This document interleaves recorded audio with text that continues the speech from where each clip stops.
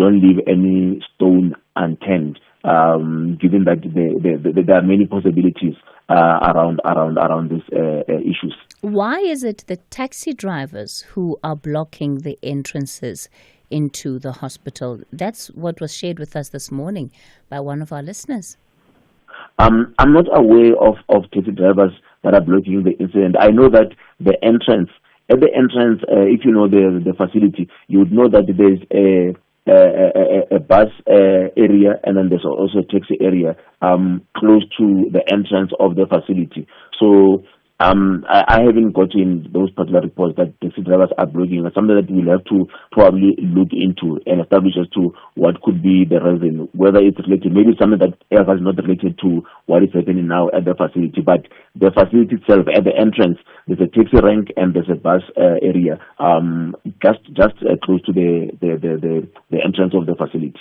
Yeah, so I think it will be helpful if you look into those reports as it was shared with us just a short while ago, like I said, by one of our listeners who says people are being prevented by taxi drivers, particularly staff members, from accessing the facility. So just before then you go, Mohlahlana, in as far as patients coming to Tembisa Hospital, who can come today and who should stay away? That information, like I said, at this point in time, we are rearranging, as you're calling me, there's meetings that are sitting that are going to just give us feedback quickly on what the new rearrangement is. But yesterday when we communicated, we had indicated that patients that are coming where you need to receive medical attention, we will still attend to you. But what we have said is that if you are able to go to the nearest health facility, because remember that we've got community health centers and clinics around closer to Tembisa Hospital. If we can be able to go to any of those, it will really assist us with alleviating pressure at the hospital. So unless your situation is extremely dire that the only place for you to reach is Tembisa Hospital, we will still attend to you, but we're making an appeal that those that are able to, for other ailments that are not so critical, they can make use of our other clinics and healthcare facilities. But we will definitely make some pronouncements in a short while in terms of the rearrangement, in terms of the plans that we had already put in place.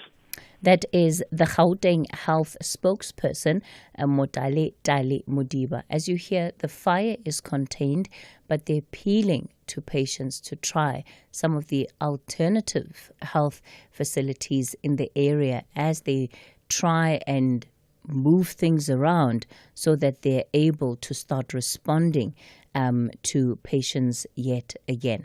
We'll take a quick break. I'm back with more on the other side of this. Whether it is a CCMA referral, problems with a mechanic, or unfair blacklisting, Clientele legal plans are affordable, and you receive up to 670,000 rands worth of legal services per year. We cover civil, criminal, and labor-related matters. Our legal team will be your support 24 hours a day. SMS SAFM to 32195. That's SAFM to 32195. Clientele General is an authorized FSP and a licensed non-life insurer. T's and C's online. Standard rates apply. Switch to stream with SABC Plus. No subscription fees. Stream anywhere, anytime. Zero subscription fees. Download SABC Plus on Android or iOS and watch the Betway Premier Soccer League, the English Premier League, and the Bundesliga live. You can also catch up with Uzalo, Skim Sam, Generations on demand and listen to your favorite radio stations live. Ukhozi, Umhlobo Wenene, Radio 2000 and 5FM, all for free. Switch to stream with SABC Plus now. No subscription fees. Stream anywhere, anytime with SABC Plus. The Red Devils want to add more heat in Cairo to make life difficult for Masandawana, but Kabuyelo refused to shake and break. They are on a mission to elevate their game and march to the final with big smiles. It is do or die. This is the second leg semi-final encounter of the Total Energies CAF Champions League. Catch the incredible action of African football. Al Ahly FC versus Mamelodi Sundowns FC. This Friday, 25 April at 5:30 p.m. Streaming live on SABC Plus, S3, SABC Sport on DTT Channel 4, and SABC radio stations. Proudly brought to you by SABC Sport. For the love of the game. Call us on 086 000 2032. Cathy Mohlahlana on SAFM. We continue the conversation on the talking points, still taking your calls on 086 000 2032 on the WhatsApp voice note line 0614 104 107. Voice, you in Parktown North, good morning. Good morning, Cathy. Thanks for taking my call, and they were there. I'm concerned about what is happening now, transpiring in Burkina Faso, because it seems now America and France, it's a direct hand that they're taking, implicated directly, and there's evidence, that they're the ones who want to assassinate him. My concern is that, having been to Burkina Faso and seeing the misery, now they've got someone who is really, serving the people of his country. His sin is that he's developing his country something that is taboo to the Western world. You shouldn't save your people; you should save them. So I think it's now an open secret. We know what is happening. Secondly, is the issue of tax. This tax issue for me, it should have been applied to the rich, the haves, not the have-not. Due to the fact that that tax is needed as well. Because I remember the first time I landed in Singapore, I had thought that Vienna is the cleanest city in the world. But when I got to Singapore, I saw something else. But then the taxi driver, when I remarked, he told me, this is a tax and fine country. Just for littering, by then it was 4,000 equivalent, 4,000 rand for littering. So the government must find a way of how they can make money. There's a lot of things that are going wrong. There's rich people in South Africa here who are throwing food. You can see people sitting in restaurants, they can't even finish their food, and yet there are other people going. So we live in a very, very inequality situation where the haves actually have even more. So I think it should apply to those who have, to those who are working and you have a good salaries, but not apply to the poor. All right, Voisa, thanks for sharing those views with us on the open line. We'll wrap it up with Tembele today. You're calling from Flagstaff all the way out in the Eastern Cape. Good morning. Morning, Cathy. How are you? Good, Tembele. Go for it. Yes, yes. Cathy, on News from Africa this morning, Arabile Gumede hosted a spokesperson from automobile. The issue was about our road networks, the potholes on our roads. I was very touched, to be honest, because I'm one of the victims of the potholes. In 2021, just 3 months after I bought my car, I hit a pothole that almost took my life and that of my wife. And the car was badly damaged. But unfortunately, no one could come and say, okay, this is what we can play in terms of, assisting you.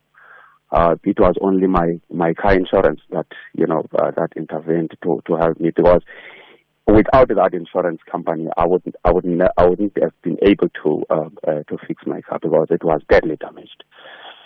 So I do think that a government is lacking a lot when it comes to this one, because the potholes are everywhere. You go to small towns within the CBD, the roads are not drivable. You would swear that it's just a gravel road in town. That is so embarrassing. I thought maybe now that I know that government of national unity is still a new kid in the block, but I believe I thought maybe they were going to act as fast as possible to ensure that this is eradicated in our system. Honestly, Cathy. Yeah, Tembele, and I think that your frustrations, would be shared by so many, and like you're showing us, it also is risking people's lives. That's how serious it is. It's risking people's lives. We're going to have to leave it there on the open line for this morning. On the other side of the latest news update, we'll be in conversation with the UIF for Citizens Corner.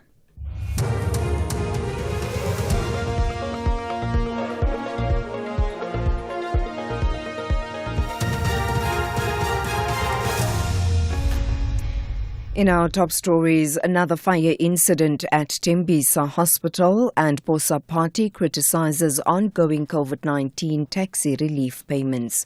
Good morning.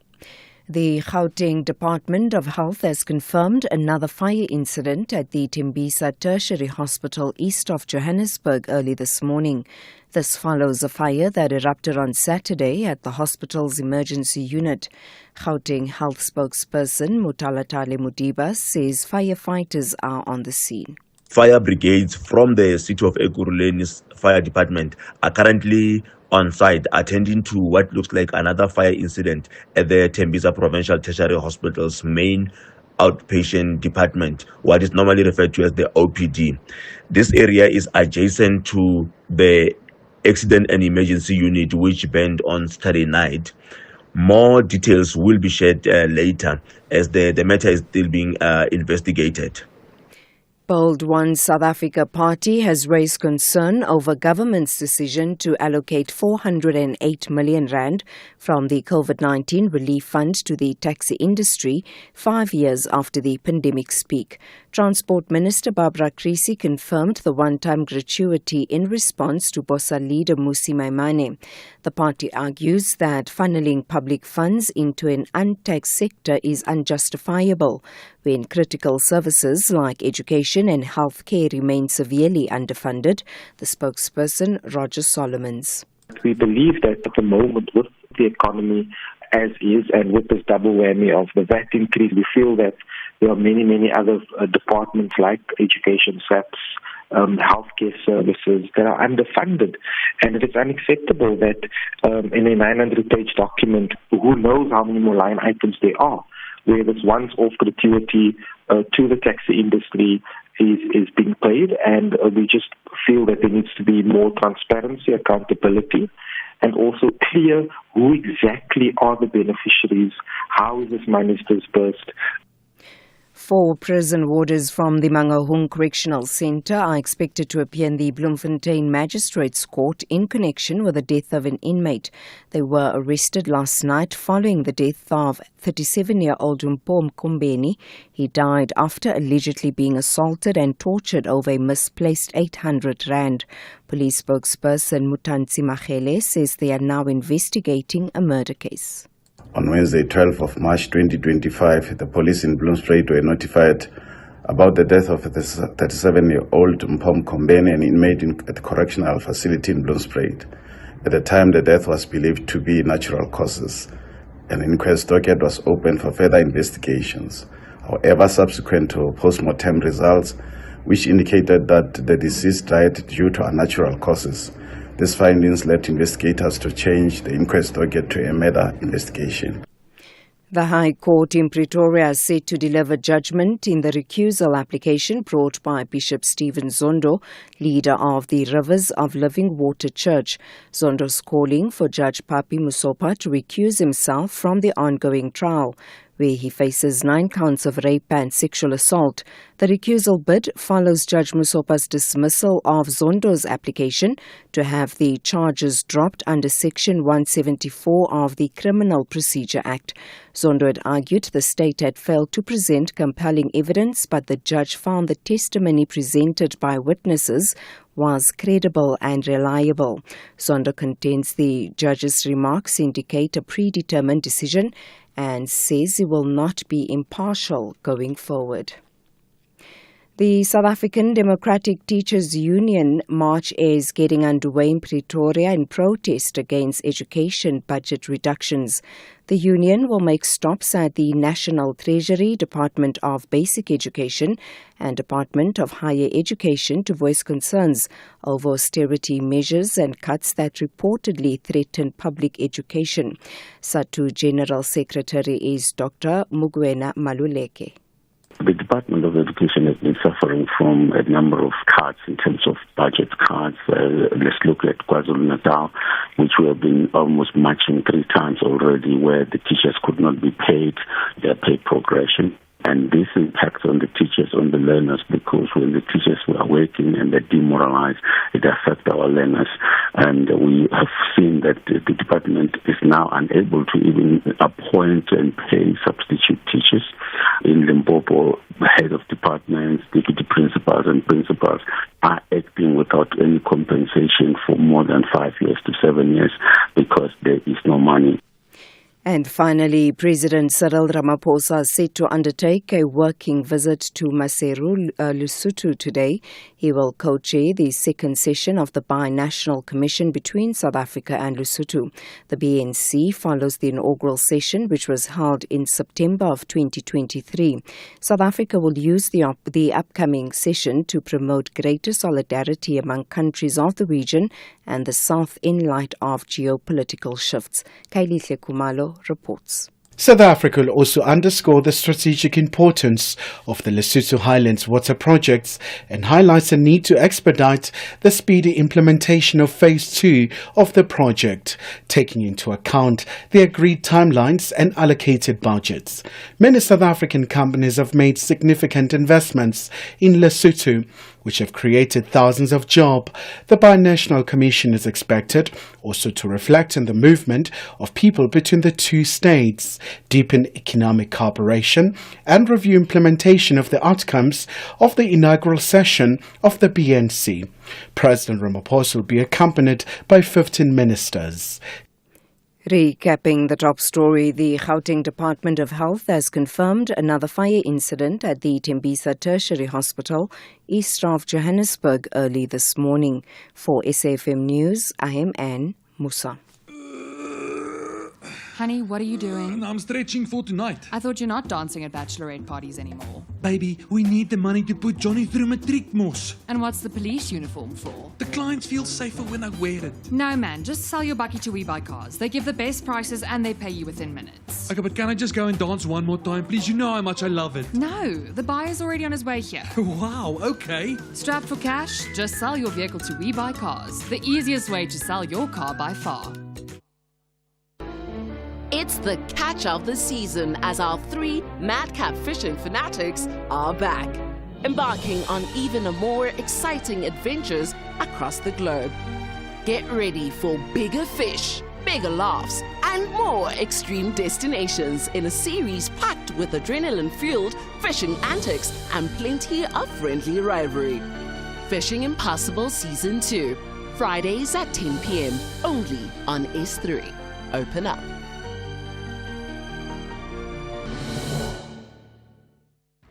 Your Sunday nights are about to get big on S3. We have some of the biggest movie titles that will take you on adventures that you simply cannot miss. Thomas arrives in a glade at the center of a giant maze. The race to escape the maze leads him to a journey.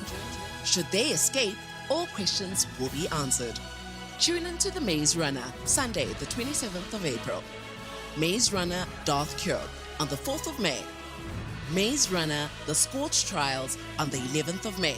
S3 Blockbuster Movies, Sundays at 7 p.m. only on S3.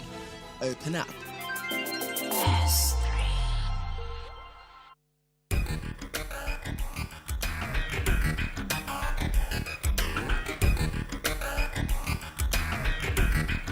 The Talking Point with Cathy Mohlahlana. Weekdays, 9 a.m. till midday.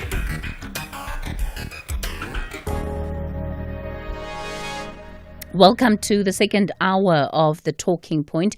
It's 10 after 10 o'clock. Coming up in this hour, we'll be focusing on our Citizens Corner. And today we're in conversation with the UIF. They're responding to a conversation that we had last week, this time, that focused on some of the challenges that customers and clients are experiencing at the labour centres and also just the delays in getting their claims processed.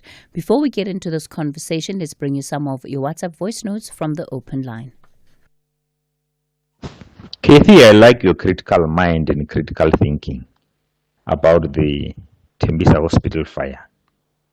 Well, someone told me this morning, I said, yes, it could be bad maintenance, or it could still be people who are trying to burn away the evidence of the corruption. Tembisa Hospital. Yes, you are right to quote Dodoran, the late lady who was a whistleblower, and may her soul rest in peace. She has done a good job. Unfortunately, comrades are letting her down. But I think by the same token, do you blame those who are talking about the deputy president and the firing to the car? Any smart person will know it's a window proof, glass proof, highly protected. And those guys are good, beating people in the street, but could not provide for that one. Good morning, Cathy. This is Makwara Shinyazo from Toyando. You know what, Cathy? What happens to Mashatile confirms to us that the race for the ANC president has now begun. You know, we are going to hear a lot of them attacking each other, insulting each other through social media. You know, it is obvious. This is about fighting for the leadership of the ANC. You know, well, we must remember that there are two factions in the ANC there. You know, and what if those people who wanted, who did that to Mashatile, they just staged it. They staged it just to fuel the fire, you know, so that the opposing factions against Mashatile may look like they are against him. They want to get rid of him. This is about factions. Good morning, Sis Cathy. Emmanuel Mtorin Tepen. And I think it's worrying that the people who are so-called leaders, they fail to attend the serious issue in South Africa that we are facing on daily basis. We have issues here. We have no service delivery. We have no water, nothing.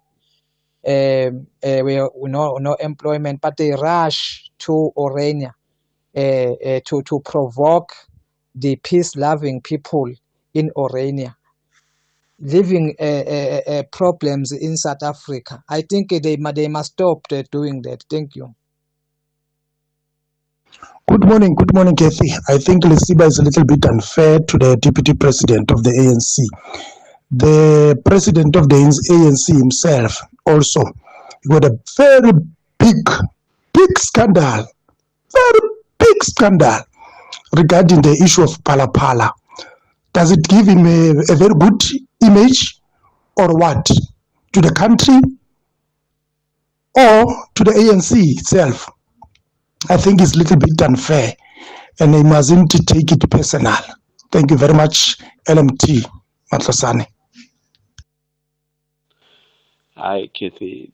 The shooting of Paul Mashatile is just any attention. It's a fake news that needed attention here at the expense of government money. So I don't think we should entertain these things. They just need attention, as if Paul Mashatile is a candidate president for the 2029. It is a fake news. Thank you. Morning, Cathy and the SAFM listeners. This is Alfred Kama at Bizana in the Eastern Cape Province.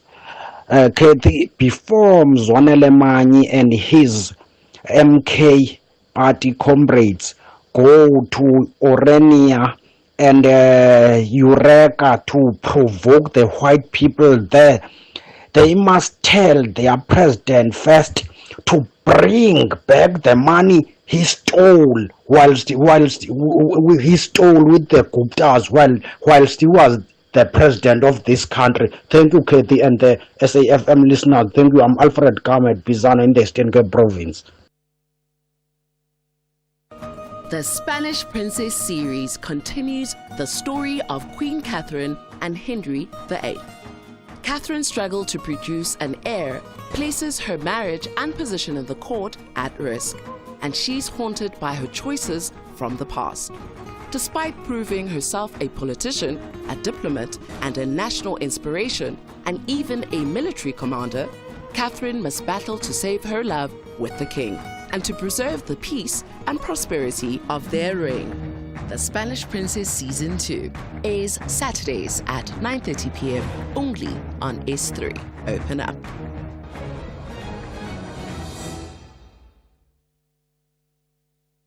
What is your money doing right now? Is it lazing around in that other account because you're not sure where to move it for premium growth? Well, let's make it work hard in a Standard Bank Money Market Select investment account, where we'll grow it with a nominal interest of up to 7.9% on a minimum deposit of 100,000 Rand. Plus, you get access to your funds anytime. Open yours online or on our app today. Standard Bank is an authorized FSP and registered credit provider. T's and C's apply.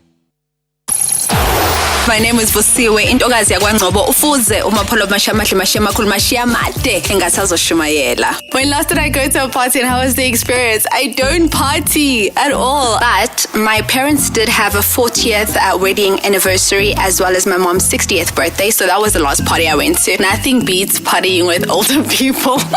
It's a lot of fun. Can I sing a short verse of appreciation? What am I gonna sing? Holy, you'll always be. What do I like so much about SABC Sport? It's not even a like, it's a love. I love the fact that we're able to bring real stories to the people of South Africa. Kani mambo shikwembusha matimba.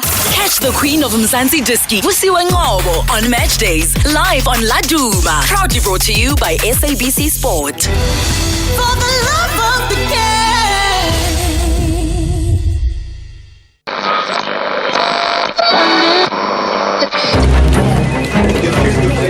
Amidst misinformation and disinformation, where can we find reliable news? Turn to radio, your trusted source for truthful updates. For over 3 decades, we've upheld integrity as a signatory to the BCCSA Broadcasting Code of Conduct. Count on us for news you can trust. Say no to fake news. Radio, keeping it real since day one. A message from the National Association of Broadcasters. Tune in, trust, and stay informed. The Talking Point with Cathy Mohlahlana. Weekdays, 9 a.m. till midday. Well, let's get straight then into our conversation for Citizens Corner today. Joining me in studio are representatives of the UIF following a conversation we had last week that focused on some of the challenges that users, customers are experiencing at the country's labour centres. Let me welcome onto the show this morning Alan Ragavelo, who is the Director for Provincial Operations at the Department of Employment and Labour. Mr. Ragavelo, good morning to you. Good morning to yourself and your listeners. Next to him is Raymond Makweya, who is the Chief Information Officer, also from the same department. Raymond, good morning. Good morning, Cathy, and good morning to your listeners. Thank you so much for both being here for this very important conversation. Some of what was shared last week in as far as what the experiences of customers has been at the labour centres has been very, very concerning. We have reports of people who are sleeping outside labour centres. because they are either given a ticket number that isn't cleared on the day that they are there. So they have to wait in the queue to keep their spot. Otherwise, when they come back the following day, they have to start the process from scratch. Now, in some of the areas, whether it's outskirts or even in the CBD areas, people are sleeping outside labor centers. Alan, are you aware of this? Not really. As I said, whenever we get complaints, because you have to take into account how the structure, how we set up as such. We are in Pretoria as head office of UIF, and we have 9 provinces, 9 provincial offices. And within the provinces, we have 126 labor centers, satellite offices, visiting points, and we also had the mobile units, but then mobile units came to a cease in September of last year. So whenever there are complaints, we normally refer it to the people on the ground. The head of the labor center is the deputy director, which is called the DDLCO, or the director of UI in the provinces to see what is actually going on, and they come and give us feedback. Whenever, as I said, whenever we do have an issue, we normally communicate, get feedback, and try to attend to the problems. But in terms of people sleeping, etc., in terms of wild-scale information, I would say not really. What kind of reports do you get from the different labor centers? Because one would imagine that there are reporting mechanisms of sort that take place between yourselves and those that are running these centers. And I ask this question because from what has been shared, and it was confirmed by Parliament, it was confirmed by the labor representatives that we spoke to on the show, that this has been an ongoing issue. So it is surprising to me that you have not been aware of it. So what is the reporting? How does it happen? Okay. You see, in terms of reporting, we report the performance. We monitor the performance of the labor centers. We monitor the performance in terms of application taken, in terms of application process, and in terms of application paid out. Now, if I comment on that, what I indicated, in the financial year 24-25, the total number of applications taken in the country was close to 1.3 million. The total beneficiaries paid out in that financial year was 3 million. And the total payout was 18 billion rands in terms of monetary terms. So we look in terms of monitoring, there's the proper turnaround time, and the payments are made within a reasonable time. So we monitor that part of it. So in terms of walk-ins, what we normally give, or what training we give to the labor centers is in terms of marshalling the queues, in terms of people coming in, screening the crowd, whether they are right there for the right purposes, whether they have the right documentation. And then from there it goes to the client service officer who assists the clients in terms of taking applications. Now, as I said, if we do receive complaints, then we normally communicate with the director of the provincial head in that province. We'll communicate with the labor officers and come back with information in terms of what is actually taking place in that labor center. In terms of office of hours throughout the country, is from upper 7 to 4 o'clock. You can open earlier, but you can't close earlier. You open earlier to prepare yourself in terms of the clients coming in. And as I said, the queue marshalling part of it is to screen to see that they're for the right purposes and have the right documentations. Is the process that you are using to measure efficiency, is that a complete process? Because you are watching how much money have we paid out, how many people have we actually been able to help.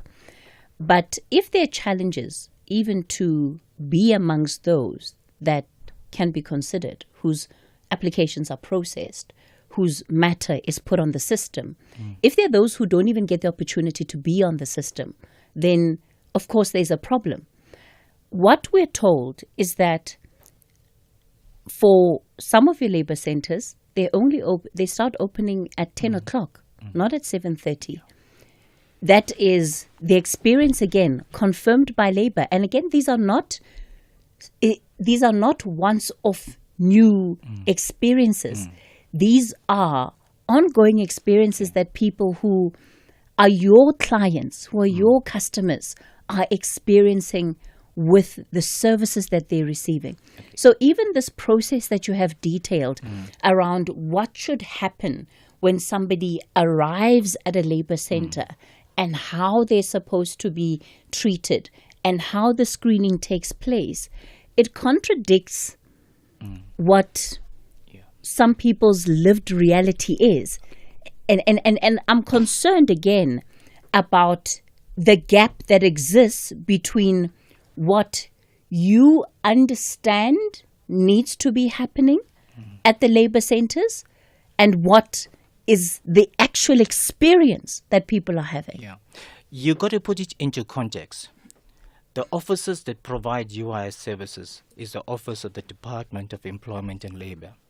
And they provide a mixture of services. They provide UIF services, they provide compensation services, they provide public employment services.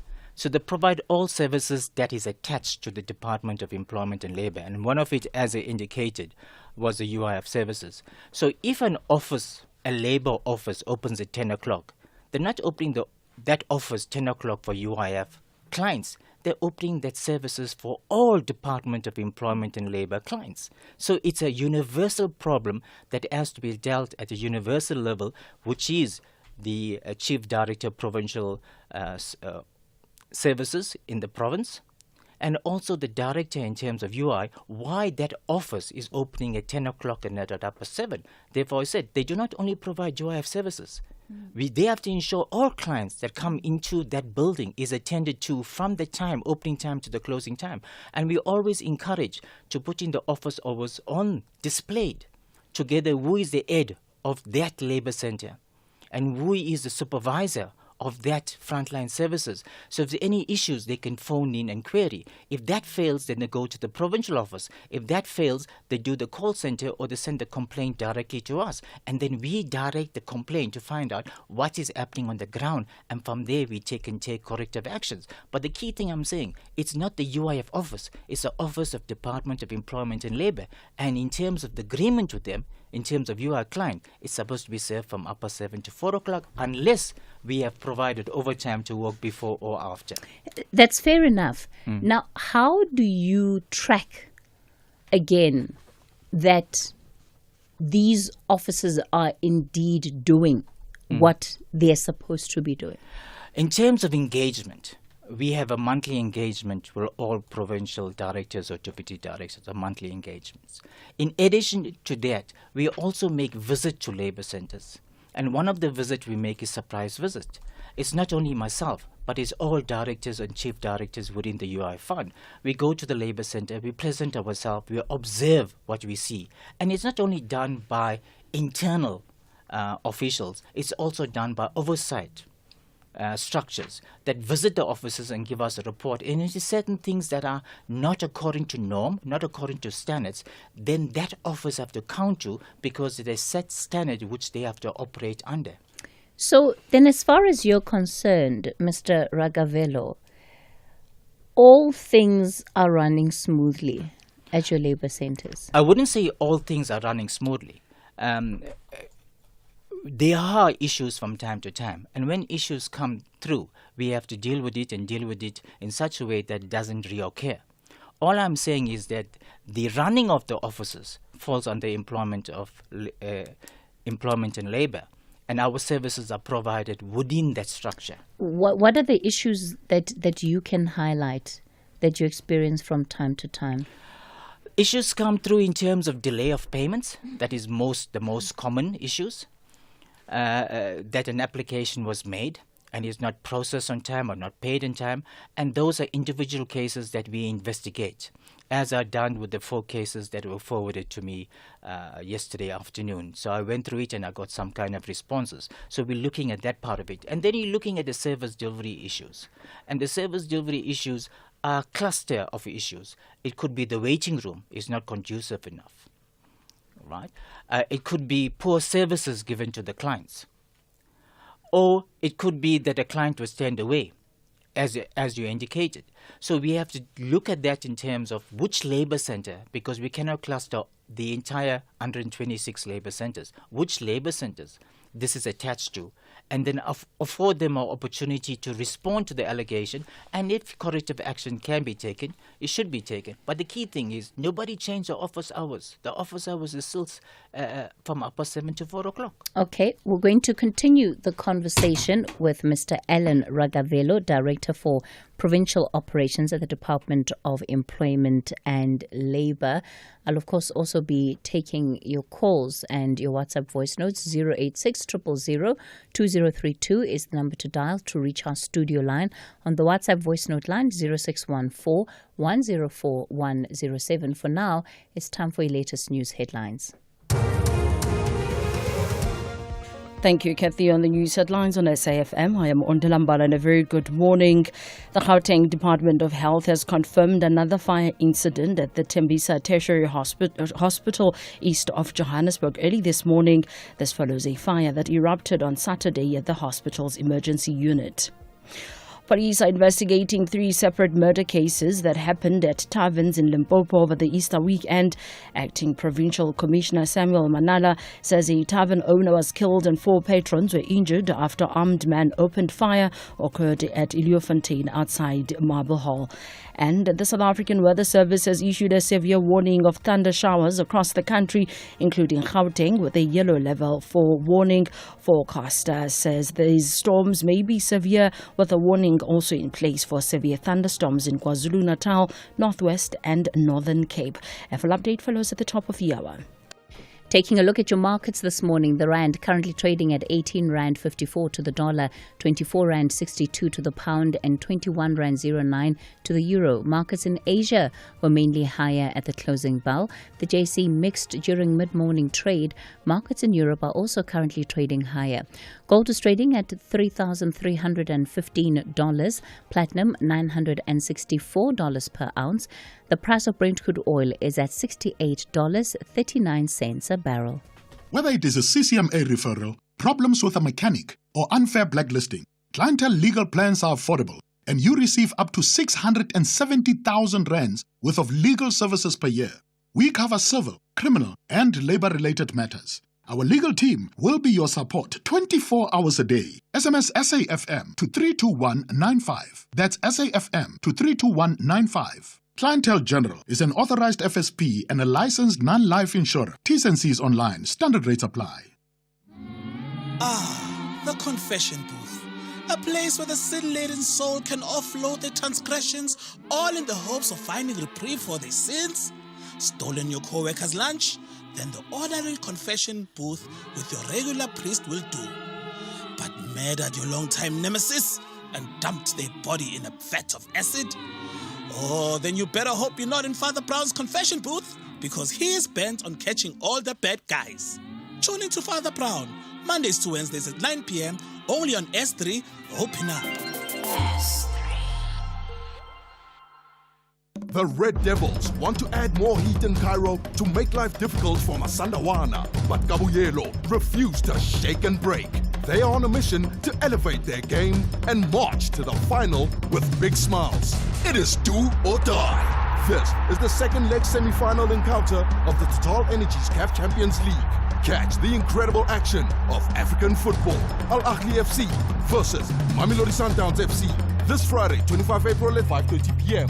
Streaming live on SABC Plus, S3, SABC Sport on DTT Channel 4, and SABC radio stations. Proudly brought to you by SABC Sport. For the love of the game. SMS SAFM now on 41391. The Talking Point with Cathy Mohlahlana. Weekdays, 9 a.m. till midday. We continue the conversation on the Talking Point. In studio with me are the officials of the Department of Employment and Labour. We're focusing on the labor centers and the challenges that customers have been having at these particular centers. Alan Ragavelo is the Director for Provincial Operations, and Raymond Makweya is the Chief Information Officer. I think he'll come in when he feels he need to. I see he's deferring all the questions as things stand to Alan. So, Alan, I want us to talk about the systemic issues that you have been having. One of the issues raised has been around your systems being down. That often when people go to your labor centers, your administrative system is down, and therefore they're unable to get any help. Thanks, Cathy. Let me just chip in on that particular one. And I think it's important that we also update our listeners and our clients insofar as what is the status insofar as the systems is concerned. I think it's mainly twofold insofar as what is the cause. One of the things that, and I remember in your interview last week with Cathy Mohlahlana and the chair of the portfolio committee, and it's one of the things that we do agree with Cathy Mohlahlana and Labour, that one of the issues that we have been having insofar as the improvement of our service offering has been around our systems, and those are not matters that actually they emanated in the last year or so. They've been issues that have been there for the past year or so, and one of the things that we have been having, I remember last year we went through a period where we were interdicted and we were offline. We had to go in and we switched off our online systems. I think mainly it gave us a platform and an opportunity where we had to go and reflect on some of the issues that were raised by our clients and some of the labor issues that were raised insofar as the challenges with the old system that we had. And that I must indicate that we went and reflected as a fund insofar as what is it that we then want to do insofar as that. And there are a number of initiatives that we have implemented in that period ever since that we have been down. And indeed, we did agree that we have been having issues, and some of the common issues have been the data lines which have been off, which we know it is part of our dependencies on the SITA environment, on the SITA network and the infrastructure, and that made us go and reflect and say, how can we come up with a system that will circumvent and bypass all of those particular elements insofar as enabling our clients to access our service simply, more faster and more accessible at that point. And indeed, throughout that period, we went and worked on a new system, and it is important that we give that update to our listeners as well, that how far we insofar as that implementation. And I'm sure you would remember in the interview with the chairperson last week, he did indicate that we're in that process where we're looking at improvement of the system, and indeed is one that we have concluded, rolled out, and we've finally onboarded our last processing office, which is a labor center that was in Northwest that we have onboarded, and literally at this particular point is just the final touches insofar as the rollout. And I think in the next coming week, or if not weeks, we'll then be releasing that link and then putting it in the public domain that our clients can then start accessing our online system. The better part, I think, is the improvements and the challenges that we got from the previous system. So what does that mean for the present moment? Because as you're saying, you've taken the system offline at some point. Last year, towards the end of the year, you brought it back online, but people still experience challenges. Currently, you're still dealing with users who are struggling to access U-filing. Some of the complaints are that what has been submitted via U-filing can't be seen by the officials within the labor centers. And then they're told they must go to the physical labor centers, and then they get to the labor centers and they still can't get assistance. Sure. This is a big problem. No, sure, you did correct insofar as that analysis, Chair. And what is quite important, Cathy, is that what then has been done in this period. We've been in a pilot insofar as this session, because remember, part of the whole value chain is that we needed to onboard our labor centers because they are the processing value chain that we need insofar as the processing of this particular claim. And in this pilot phase that we've been working with the labor centers, all 126 of the labor centers across, since last year, December, when we started with this pilot and the testing, onboarding them as we move along. Over 145,000 claims and payments have been paid, and that amounted to over 144 million.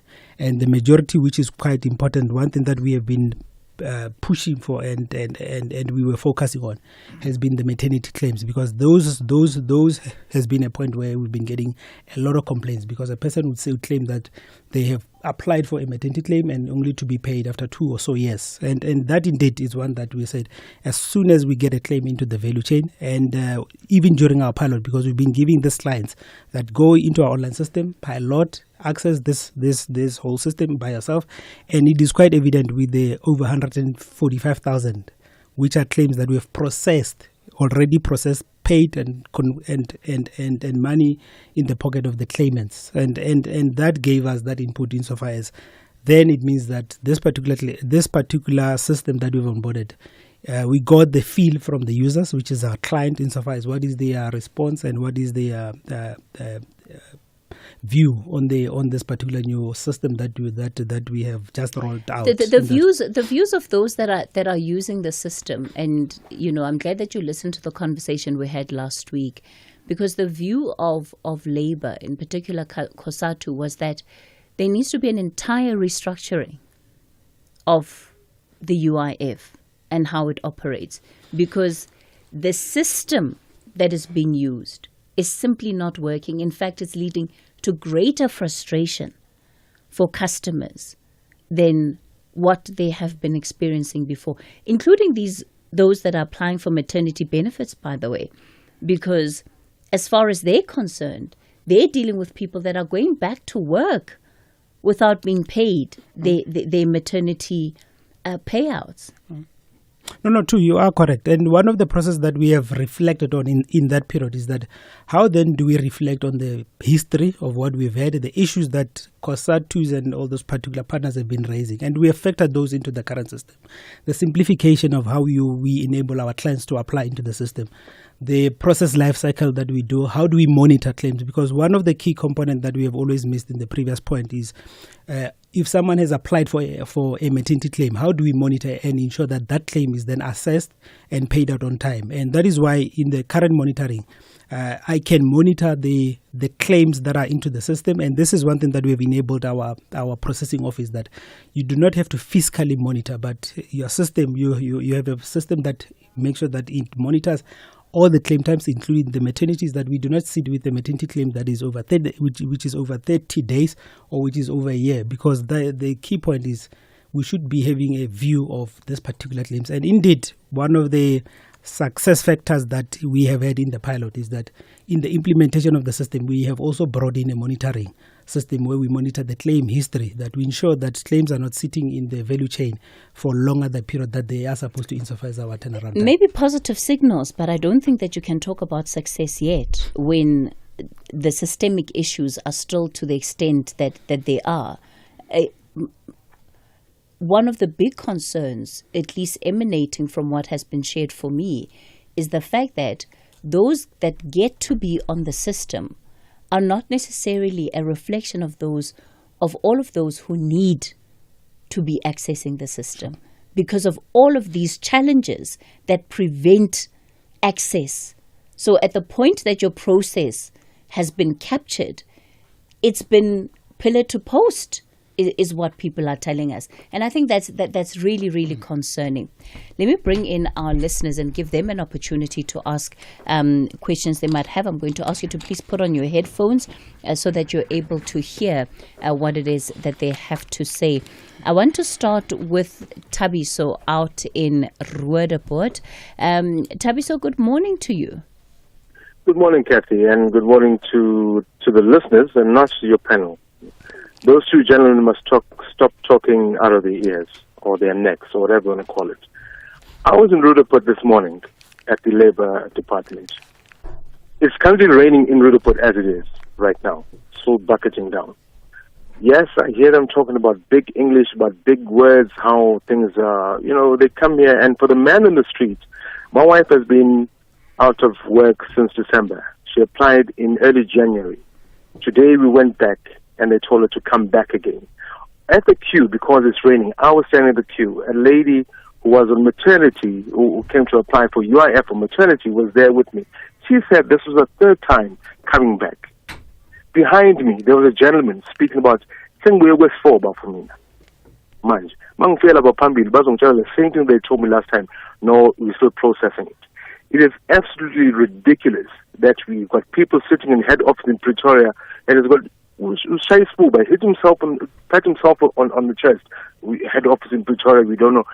It's up to the provincial. It's absolutely ridiculous. The queues outside labor centers. He mentioned the numbers. 1-point-something million unemployed applications came through. On the ground is where it matters. And when you don't see outcomes of being there, we were there in April with my wife. We were there in February with my wife. We were there in January with my wife when she put in her UIF check. Today we went there, but Agabui on the 29th of next month, 29th of May. Surely it can be done differently. It is bucketing down in Roodepoort as we speak. You know Johannesburg is raining. People are telling us come back next month. Why we come back next month? Why is the online system not working? Yes, we are trail running Northwest. You valued in the first place because it was working. It makes no sense that you people sit there in your offices in Pretoria, speak big English, no, we trail runs, and then the people on the ground who've been paying UIF from their work, from their years of work, umbrella, absolutely ridiculous. Tabiso, I'm going to ask you to stay on the line and let me bring in Alan. Alan, do you want to respond to that? Because again, it goes back to that experience that I was sharing with you earlier, that what you seem to be aware of and what the reality on the ground is are not the same thing. Yes. I think in terms of our starting point, we got to separate in terms of roles and responsibilities. And in terms of what we did in terms of UI, in terms of dismantling it or decentralizing it to all labor centers. So in terms of our processing, first I will start with the processing part of it. Our processing is decentralized to every labor center and provincial office in the country. That means they can take an application, they can finalize it, and they can make a payment, and the payment will go into the bank account of the client. That means they're not reliant on anyone on head office to process a claim. What we embedded in terms of our standard operating guide, what documentation is needed, what information is needed to process the application. Then you're looking in terms of the facilities part of it. We provide our services out of the offices of Department of Employment and Labor. And we are in terms of that structure part of it. So if, for example, the offices is not conducive in terms of user friendliness, then it doesn't affect only the UIF officials or the UI clients, it affects all clients. And that's what I'm trying to bring out in terms of what role we play in to ensure the processing of the application and the timeless payment of it. Now each labor center have an head, and that head is the rank of a deputy director. If something is wrong in that office, every client is free to go and request the audience with the head of that labor center and complain about the services. So it's two parts of it, the services and the delay in processing. Now the key part that I focus on is the processing part of it and ensure payment go speedily over into the bank account of the client. So what do you have to say to Tabiso, who's standing in the rain? Yes. And is standing alongside others, and he's being turned away for the second time this morning and told to come back at the end of next month when this is a process that he started last year? Yes, therefore I said the first line of attack, the first line of inquiry is at the labor center, because the labor centers are being empowered. But that's where he is. Yes, you got to speak to the head of the labor center, because that person is instructed to ensure proper service delivery takes place in that labor center. Mr. Allen, I'm going to ask you, please address Tabiso because he's on the line. Yes. Ellen, I must speak to the head of labor center. Yes. Is that what you're saying to me? Yes, because you are there. No, but I want you to understand the question.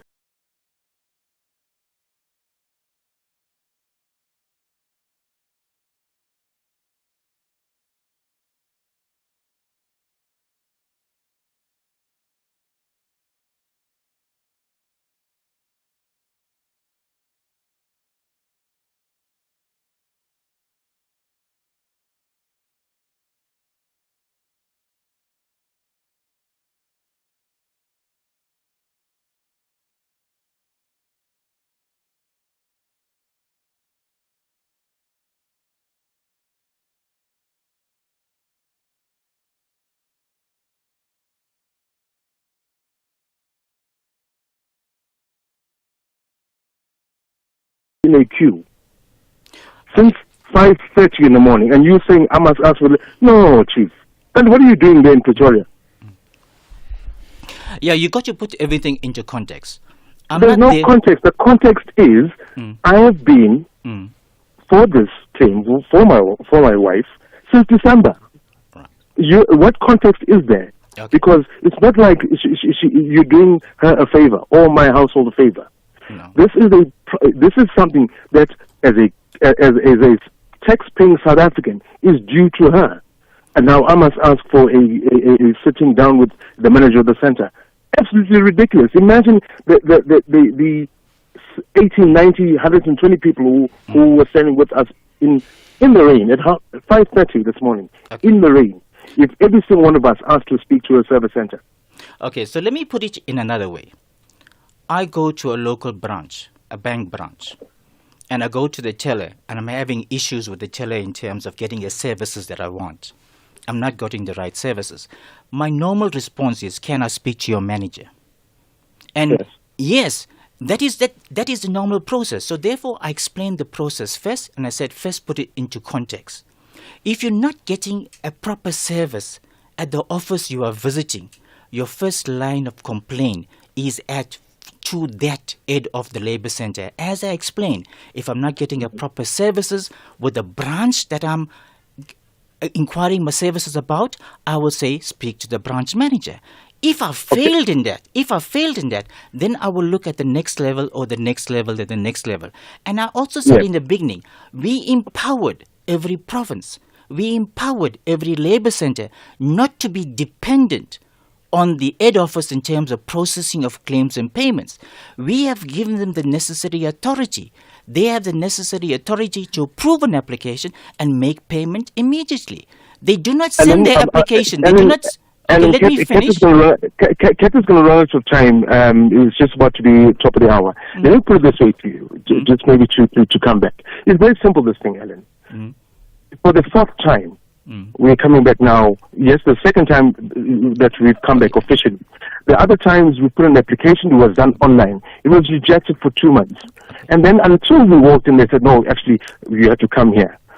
Fine, I get that. Now, the rationale that you're trying to say to me, if I failed the first time, then I must ask for a manager.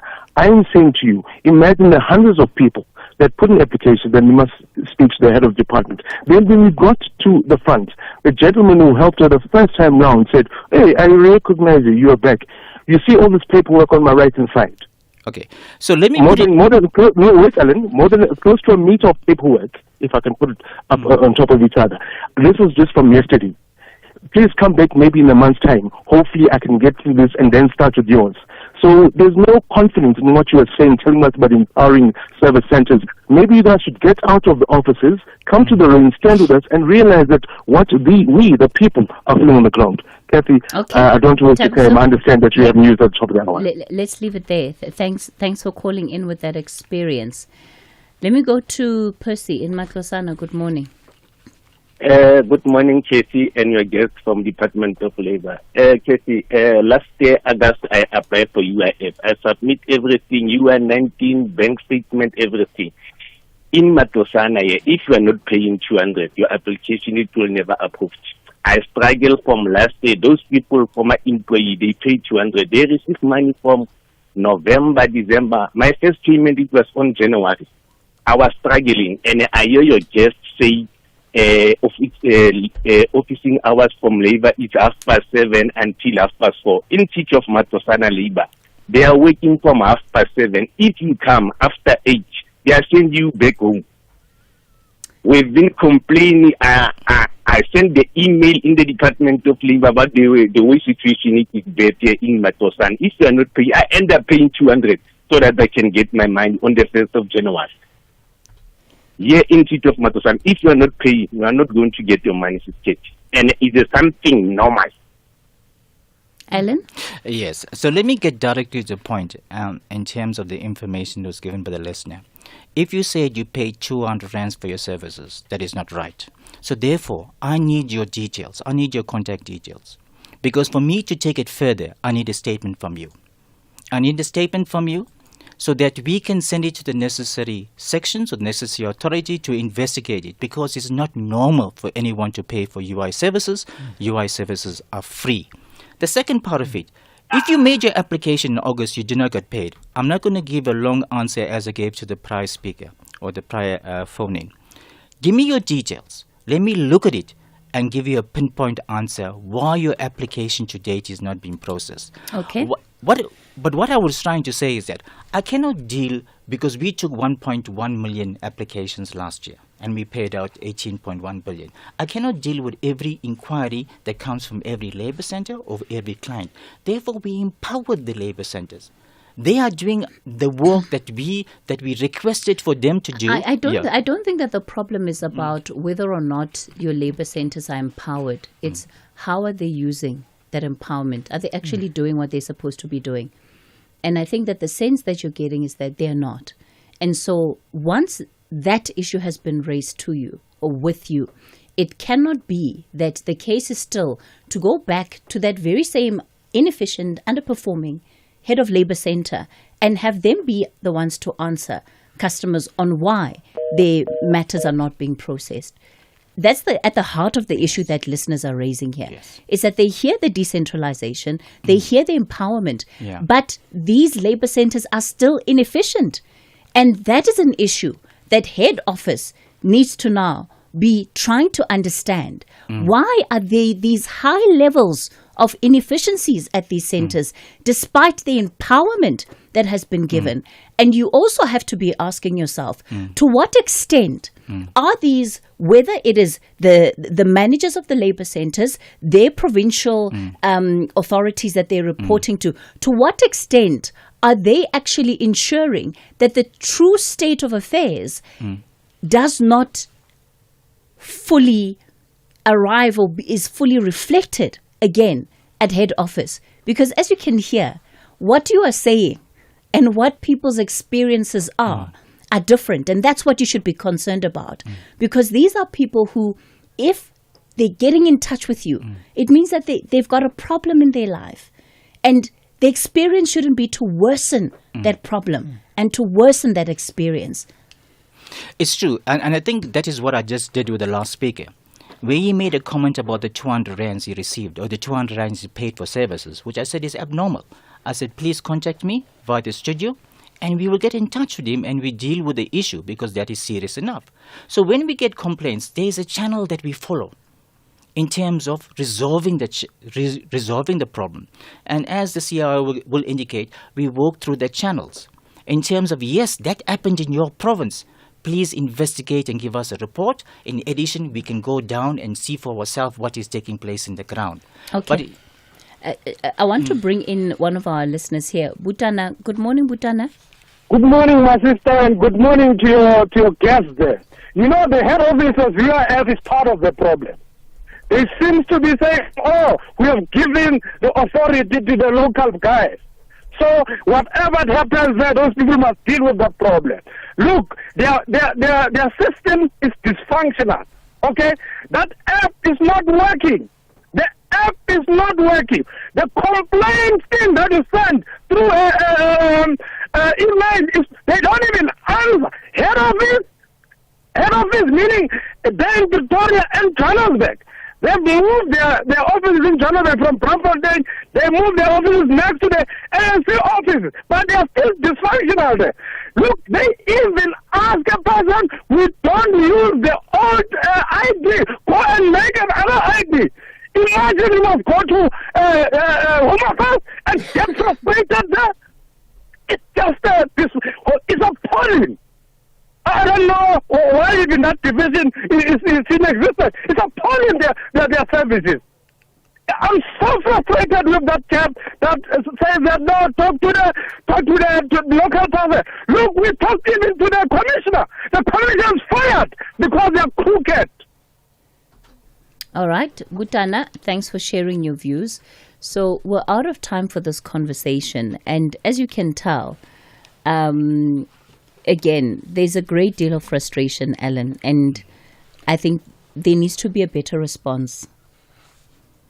Is the reality, because the responses that have been ventured so far, I don't think that they go far enough in addressing the issues that people raised, unfortunately. So how do we take it forward? Okay, let me start, Cathy. Insofar, I think, Cathy, one of the things that one does appreciate is this kind of platforms where you get to engage with the clients that experience the services, especially from a labor center point of view. And I think from the calls that one gets, especially with regards to the experiences, the ones that are saying that they paid the 200 rand, that is concerning. I think one we must highlight. The second one, I think the one which I just wrote down as well, which it is quite alarming, is this old ID that we do not accept. We do accept the ID card and the green book. It's not an ID, it is not an old ID according to our regulation. It is still a valid. We still accept it, but if there are some offices that are not accepting it, I think that is one that I think we must condemn. We do not support that. I think it's ones that we'll have to look at. I think key part and the takeaway is twofold, and you are quite correct. How do you deal with those that are outside of the system, not yet into the system? And these are mainly the complaints which are getting in that there are some bottlenecks that on the ground they are feeling insofar as getting into the system where we can track, and those are the things that I think as part of the modernization, insofar as looking at modernizing and optimizing those that are in the system, we look at those that are currently out of the system. Thanks, Cathy. We're going to have to leave it there. We're completely out of time.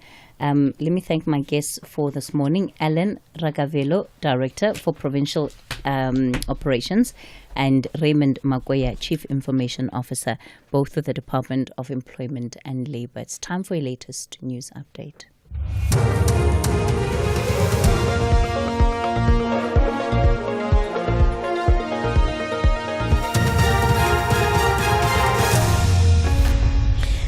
Thank you, Cathy. Top stories at this hour. Another fire breaks out at Tembisa Hospital, and SANTU embarks on a national march. For SAFM News, I am Ondalambana, and a very good morning. The Gauteng Department of Health has confirmed another fire incident at the Tembisa Tertiary Hospital east of Johannesburg early this morning. This follows a fire that erupted on Saturday at the hospital's emergency unit. Gauteng Health spokesperson Mutalatele Mudiba says firefighters are on the scene. Fire brigades from the city of Ekurhulene's fire department are currently on site attending to what looks like another fire incident at the Tembisa Provincial Tertiary Hospital's main outpatient department, what is normally referred to as the OPD. This area is adjacent to the accident and emergency unit, which burned on Saturday night. More details will be shared later, as the matter is still being investigated. Police are investigating 3 separate murder cases that happened at taverns in Limpopo over the Easter weekend.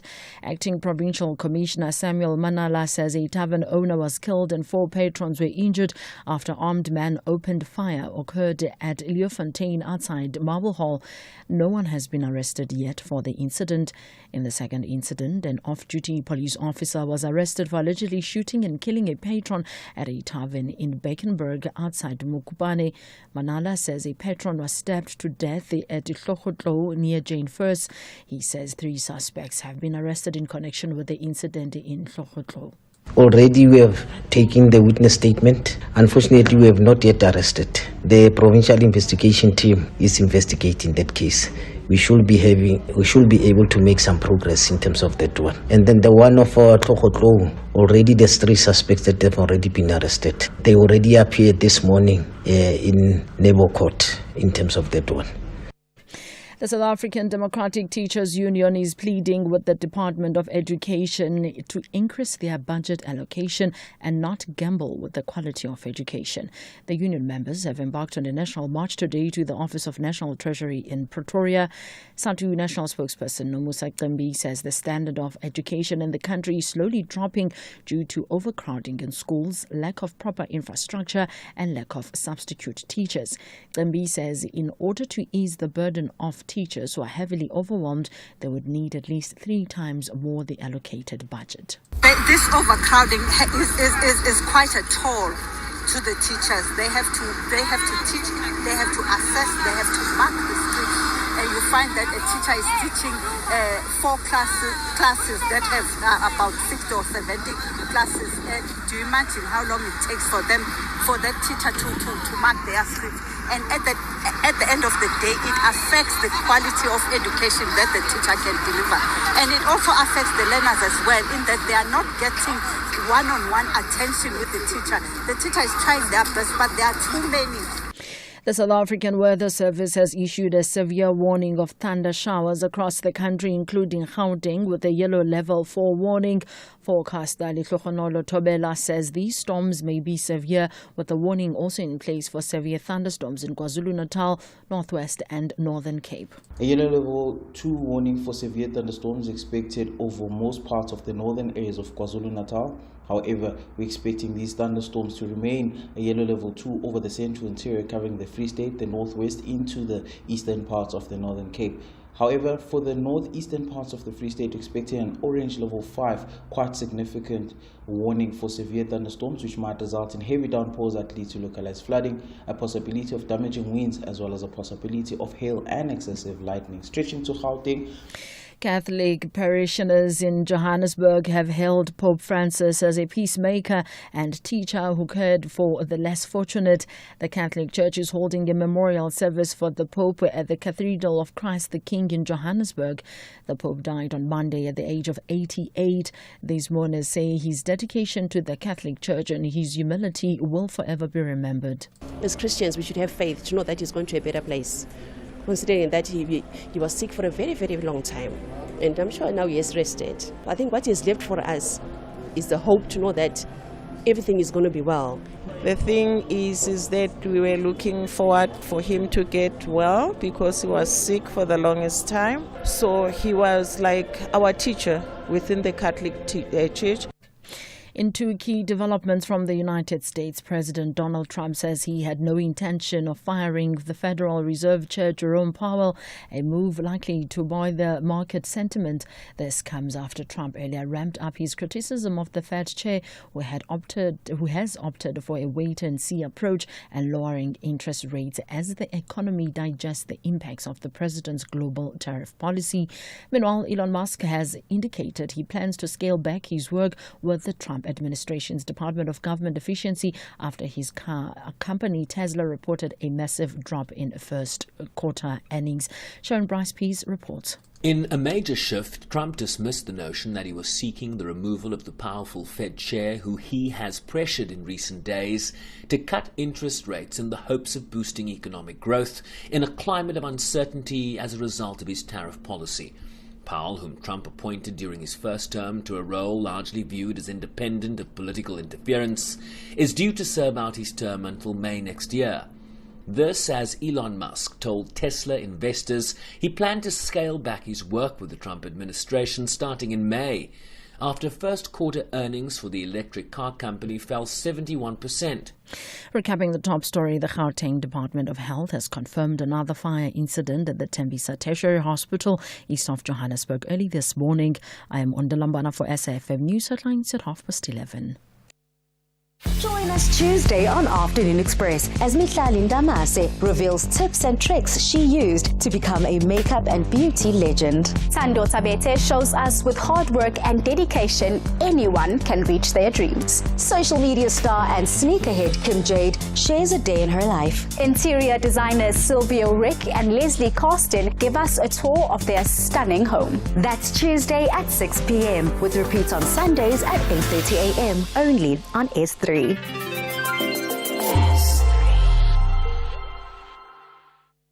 Clasico is here. Barcelona takes on Real Madrid in the Copa del Rey final. And you can catch every moment on S3 or stream live on SABC+. Watch two of the world's biggest teams fight for Spanish football's ultimate trophy. Don't miss out on the heart-pounding action. Head to sabcplus.com to register right now. Or tune into S3 on Saturday 26 April at 9:30 p.m. for the live broadcast. This is the Copa del Rey final. Barcelona versus Real Madrid. Proudly brought to you by SABC Sport, your home of great football. For the love of the game. Feel good. Rise and shine every weekday morning on Expresso. Now, whether it's a motivational Monday or even a Health Tuesday, this is the best way to start your day. Let our trending tech keep you ahead of the curve. Join us online and vote in our fashion poll. Elevate your cooking skills every Wednesday. It's the best and morning entertainment. So wake up with us. 6 to 9 a.m. on S3. Cheers.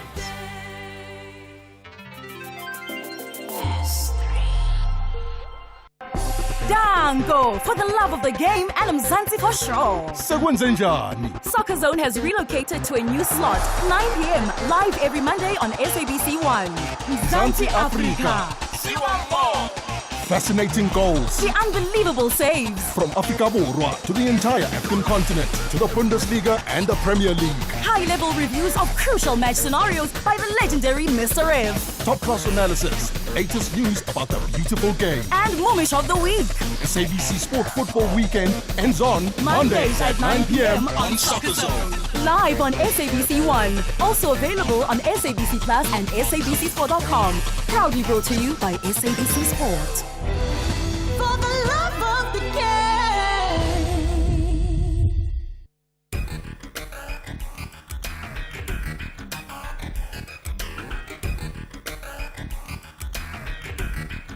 The Talking Point with Cathy Mohlahlana. Weekdays, 9 a.m. till midday.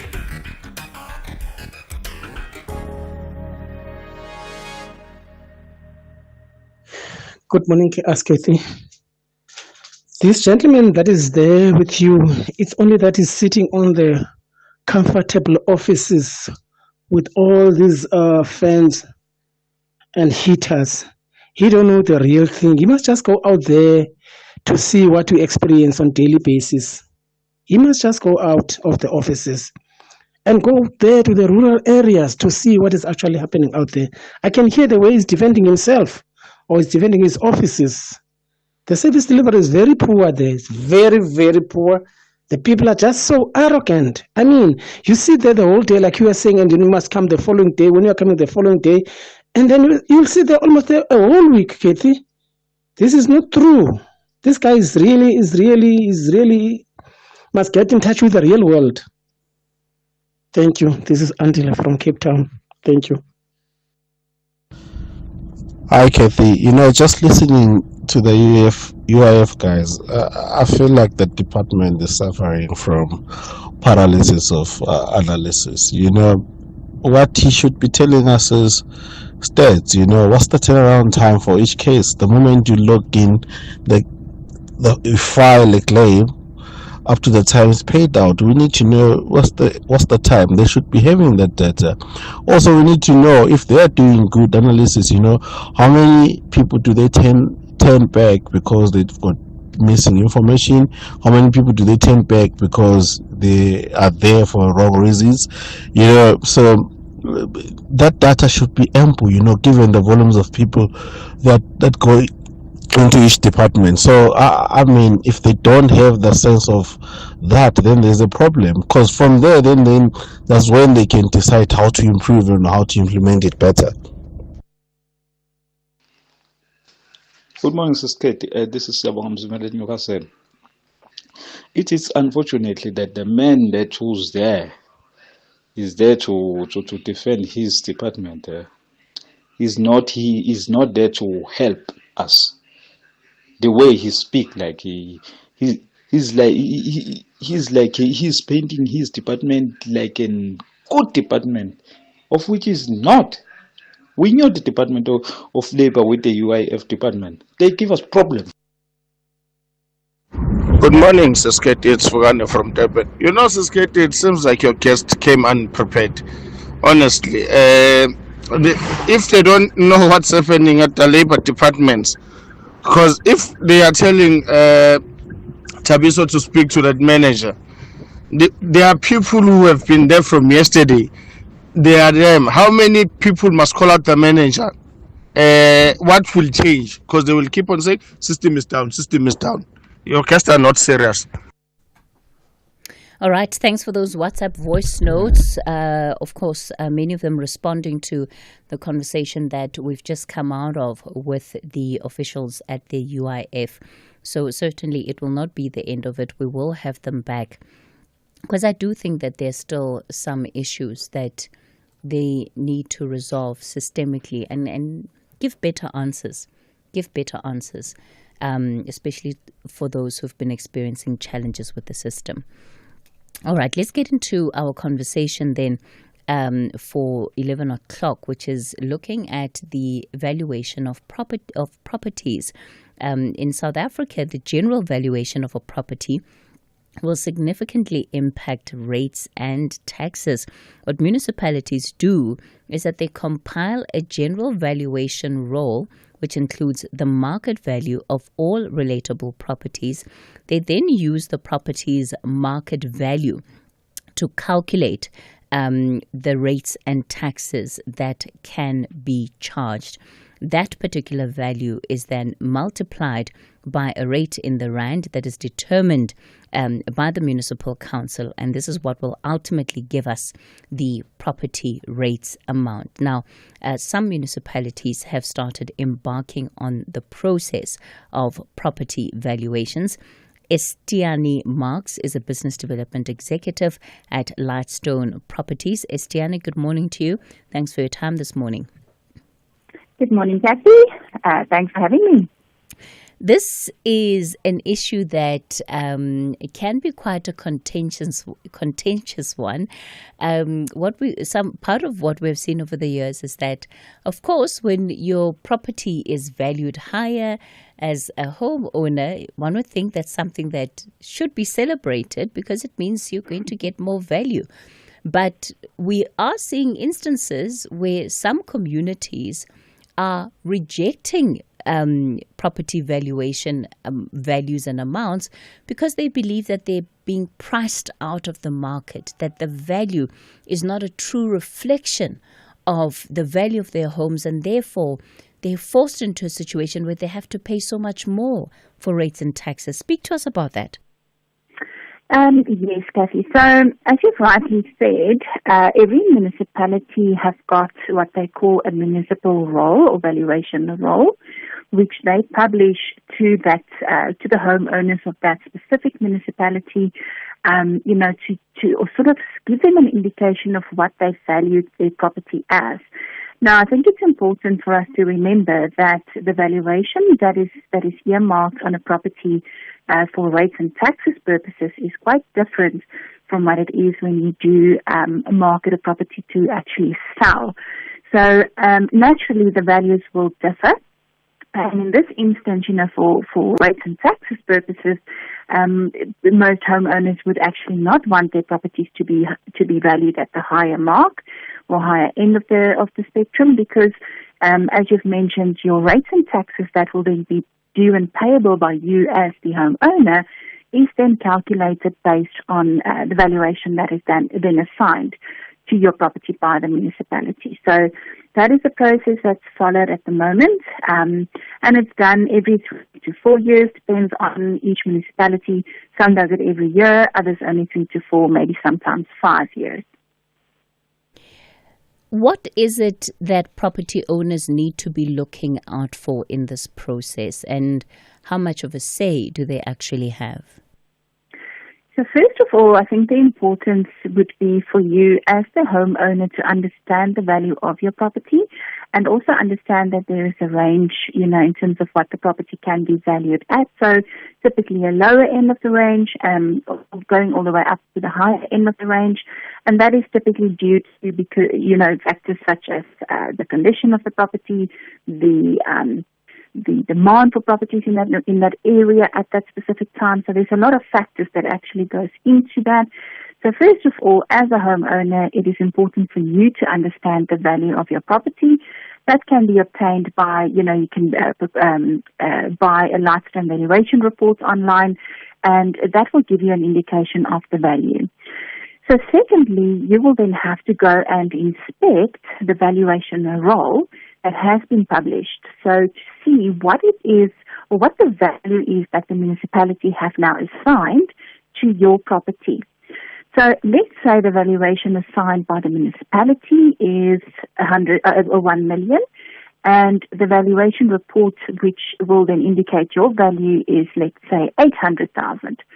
That will then give you the opportunity to go and lodge an objection with the municipality to say, you do not agree with the value that they've assigned.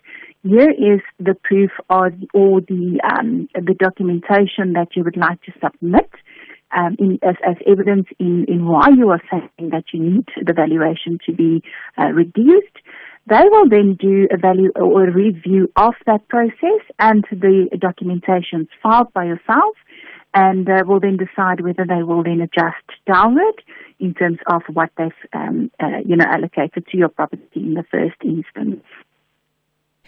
Where does the discrepancy come in, Estienne, especially where you see that the municipal valuation and other valuations don't correlate? Sometimes one is higher, one is lower. How do we explain that? So I think the main reason, therefore, would be that, as you can imagine, a valuation role is done on a high level, meaning that it's not a grade A valuation that is assigned. So it's not a physical valuer that comes through to your property that looks on the inside, looks on the outside, do a thorough inspection, and then base their valuation on every aspect that they found in terms of your property and in terms of the market, etc. So it's basically a valuation company that does an overview of the properties, and they assign values based on what it has been for the previous time period, as well as, factoring in some changes. I can't necessarily say what that is because that depends on the valuation company themselves. But that is how it's typically done. So it's you can almost think of it as a bulk valuation model that or process that's been done by the valuation companies. So yes, I think that there will there are and definitely will be instances where valuations may be too high. But that's always been the process, and that is why the municipality also gives homeowners the opportunity to actually object against what the municipality have assigned towards their property. What are you seeing in as far as, the process of objections? But the other concern is once rates and taxes become very expensive, it also means that people aren't able to keep up with some of those payments. Yeah, so I think that is why, it's important. Yes, it takes some time out of your day to actually now go and lodge the objection, but it is important to understand that, if your property valuation done by the municipality is too high, it'll mean that, in effect, you will be paying an elevated rates and taxes amount for the next 3 to 4 years. So naturally, I think it's always viable to go and have a look, even if it's, just for yourself to understand the value, but then have a look and do the objection to save on, that escalated amount. And as you mentioned, it's when the next valuation roll comes through, it'll be then based on the current value as well. So it's actually a very much advisable for homeowners to do the objection as and when the valuation rolls gets made available to the public, and ensure that every time that a valuation roll is published, that it is in line with your property's value. And naturally, some areas do not acquire or accrue so much in terms of value over a short period of time, which is 3 to 4 years. So, definitely do that little bit of effort, do the valuation objection, and save money in terms of having to pay an elevated monthly rates and taxes towards the municipality. Estienne, how easy is it to do this? Because I know that sometimes when people have to interact with some of the administrative processes and systems, it can be quite intimidating. So maybe speak to us about that. I mean, is this something that anybody, including those that don't know much about property, can simply start with and be able to follow through on quite successfully? Definitely. So if we talk City of Tshwane specifically, they've got the form readily available on their website. So any of the homeowners can literally go into their website and download the objection form. It's very clear. It's very easy to complete. Even if you don't have all of the information, as I've mentioned, you can extract or buy a Lightstone valuation online, which will also give you, some of the information pieces that you yourself may not have. And, you'll then literally just complete the documentation, attach your valuation report to that objection form, and it can then be handed into several of the municipality's offices. So on their website, they actually also list all of the offices that you can go and hand in the objection. And they then have a process which they follow. So every municipality is different, but that's the process that Tshwane is following. Second to that, there's also independent companies that actually help individuals or homeowners to navigate through this process. Such as the one I can think of now is, as an example, Rates Watch. So they will go and do the objection on your behalf. Obviously, there will be a fee. But again, I think the fee payable may very well save you more than, what you would have paid in elevated rates and taxes. But very easy process to follow for an individual.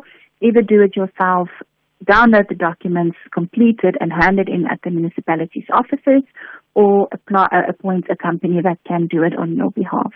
All right. Let me give Janusz an opportunity to ask a question here. Janusz, good morning. Hi, good morning. Thank you very much for the opportunity. Cathy, town is a crazy situation at the moment. Houses are so expensive, and actually what's happening that municipality DA actually, forcing us to pay even maximum up to 30% of about what we are paying now. Depends where you stay. Many people are coming from overseas. They've got money. They can pay. On the building side, so I can see what's happening. So like Germans, Americans, they're coming, they're buying whatever they can because they can afford it. But we, especially the older generation, we're going to be told, okay, you cannot maintain, you cannot pay the rates or whatever, you have to sell your house. And then where you go? Okay, you can write the sort of, ask them to reduce. Like robots coming to you, taking your TV and computer, and then we say, okay, write it to me, I'm going to give you your TV back by mail, but computer, I will hold it. It's unfair what's happening in Cape Town. And I think DA is falling terribly because we cannot afford to pay. Yeah, Janusz, I hear you loud and clear. Thanks for calling in to make that point. And perhaps, Steny, the point here is really around the rate at which the prices of properties can change. I mean, is there apologies? Sorry for that, Steny. Is there a band within which property rates can increase? Is there a cap? Is there a margin? Look, I mean, the rates and tax is a budget item or budget line item within each of the municipalities. So that's unfortunately not something that any of us has control over. I do know that, City of Tshwane, as an example, have got a model that they do rebate a percentage of the value. So they already give some sort of a rebate towards the value. I don't think this is applied through all of the municipalities. But again, this is an income stream. It's a tax that is, sort of enforced on homeowners. And, it's an income line for municipalities, which they actually need to apply the income to, sustain the town and the city. So, yeah, it's not something that any of us has control over. Definitely something that I think the councillors could put forward, but again, I don't think it's anything we can address ourselves at the moment. Steny Marks, let me thank you for your time. She's Business Development Executive at Lightstone Properties. That, of course, leads us into the latest news headlines. On the other side of this, we'll get into our G20 series with Lerato Tsebe. Thank you, Cathy. On the news headlines, lawyers for Kelly Smith and Steveno van Ryn have made Section 174 applications to the court for a discharge of the charges against them. This as the trial into the disappearance of Jocelyn Smith continues in the High Court sitting in Saldanha. The Gauteng Department of Health has confirmed another fire incident at the Tembisa Tertiary Hospital east of Johannesburg early this month. This follows a fire that erupted on Saturday at the hospital's emergency unit, and the South African Weather Service has issued a severe warning of thunder showers across the country, including Gauteng, with a yellow level 4 warning. A full update follows at the top of the hour. The Seagulls believe their fighting spirit will match their style of football as they chase valuable points. Pedro in front of the Leicester fans against Hermanson, and he rolls it home. João Pedro gives Albion the lead. While the Hammers have a big task to prevail away from home. Clips it in there, and Bowen! And West Ham United have turned this game around. This is the Premier League. Catch the nail-biting action. Brighton and Hove Albion versus West Ham United FC on Saturday, 26 April at 3:30 p.m. live on S3. Also available at your fingertips on SABC Plus. Proudly brought to you by SABC Sport. For the love of the game.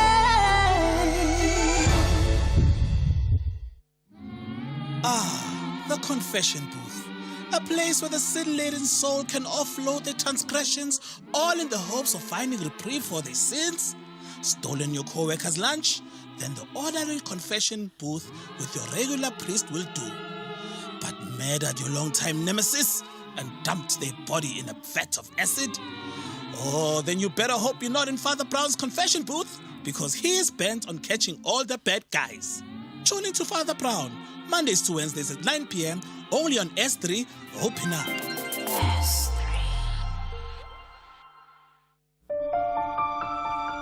Meet Maria.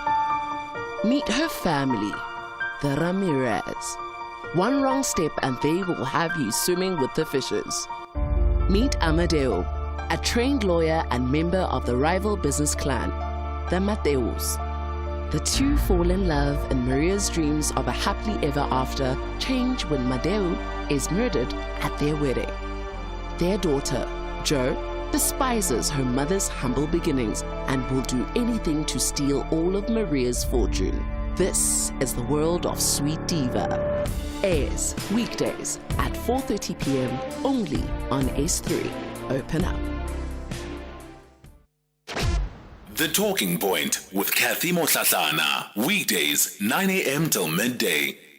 All right, our final conversation of the day. Lerato Tsebe, good morning to you.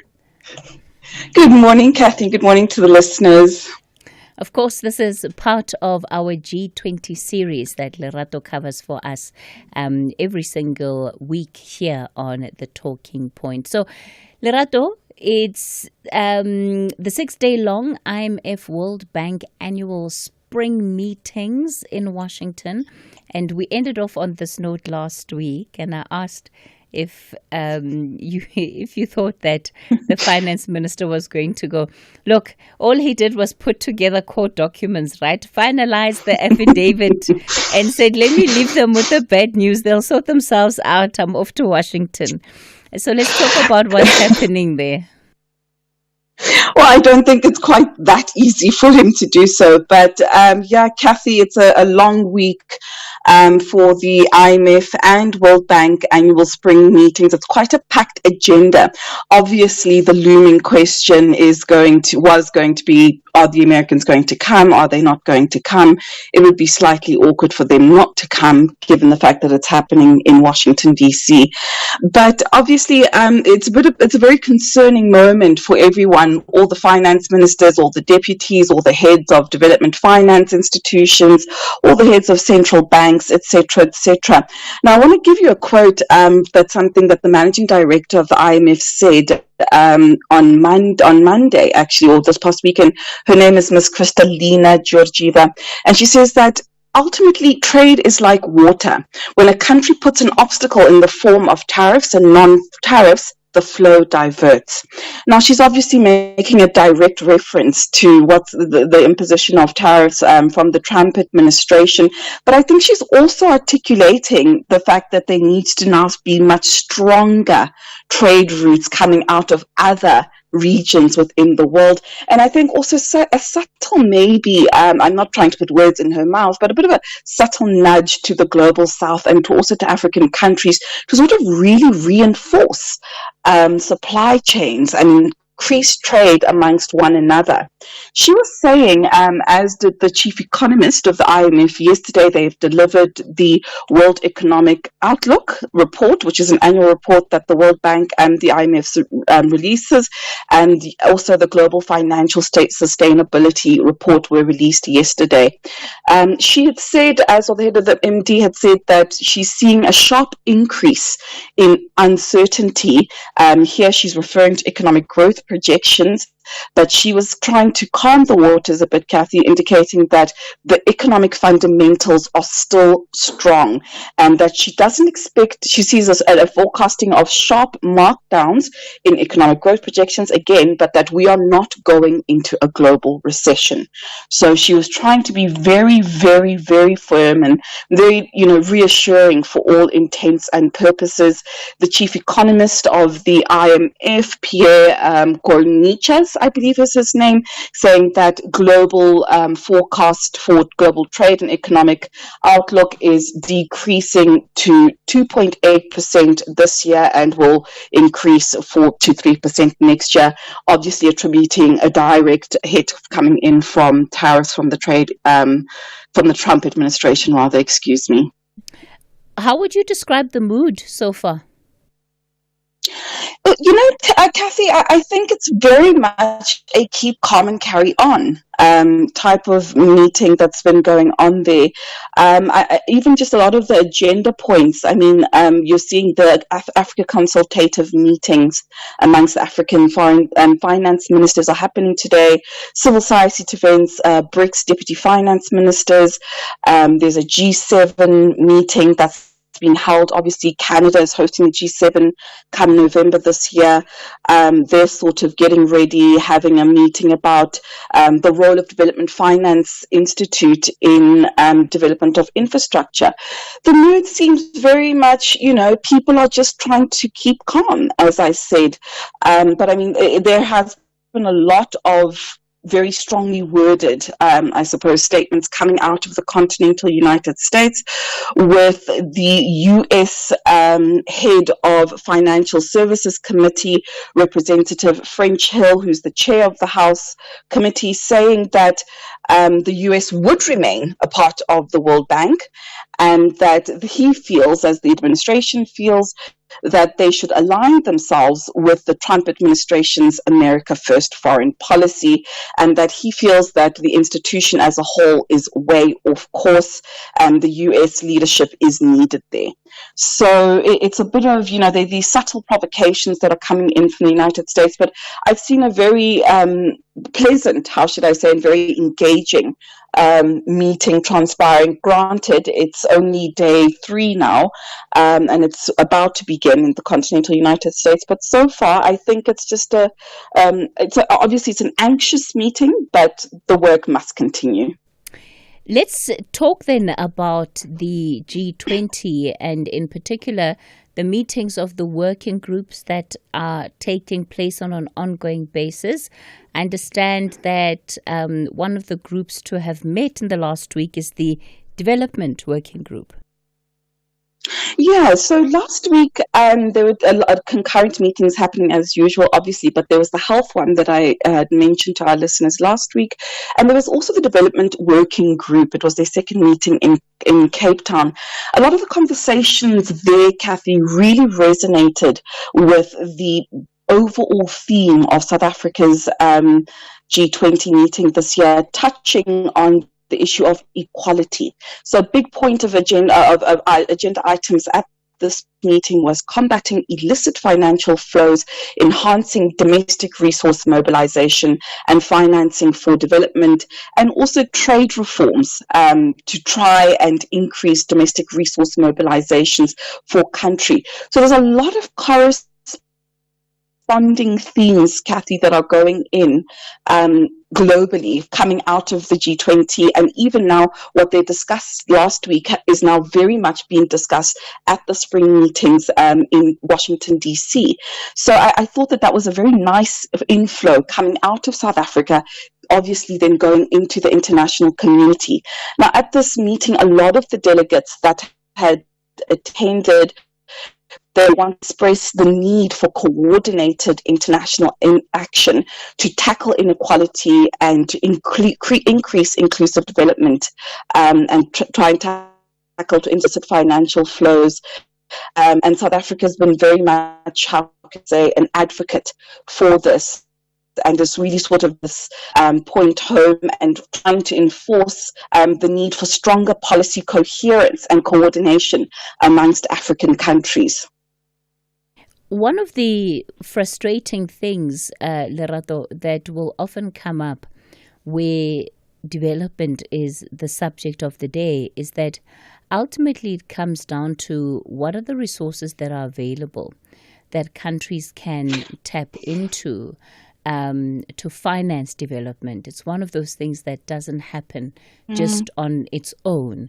How much attention was actually given to that? Because that is often the stumbling block, isn't it?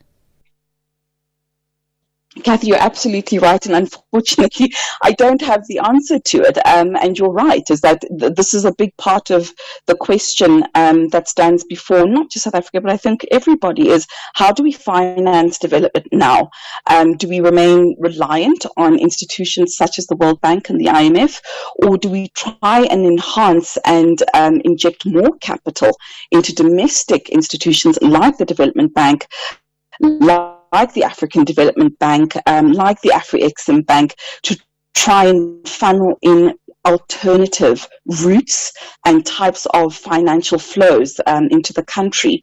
I think that what is harming and obstructing a lot of African countries as well is things like simple things, the credit rating profiling of a country. Who determines what are, should I say, the variables that go into that economic calculation to say a country is AAA, B, CCC minus? A lot of African countries have consistently objected to the metrics and to the variables that are utilized to determine rather their credit rating profiles, which may seem like a far off thing, but it does determine how much they can borrow from institutions like the World Bank and at what interest rate.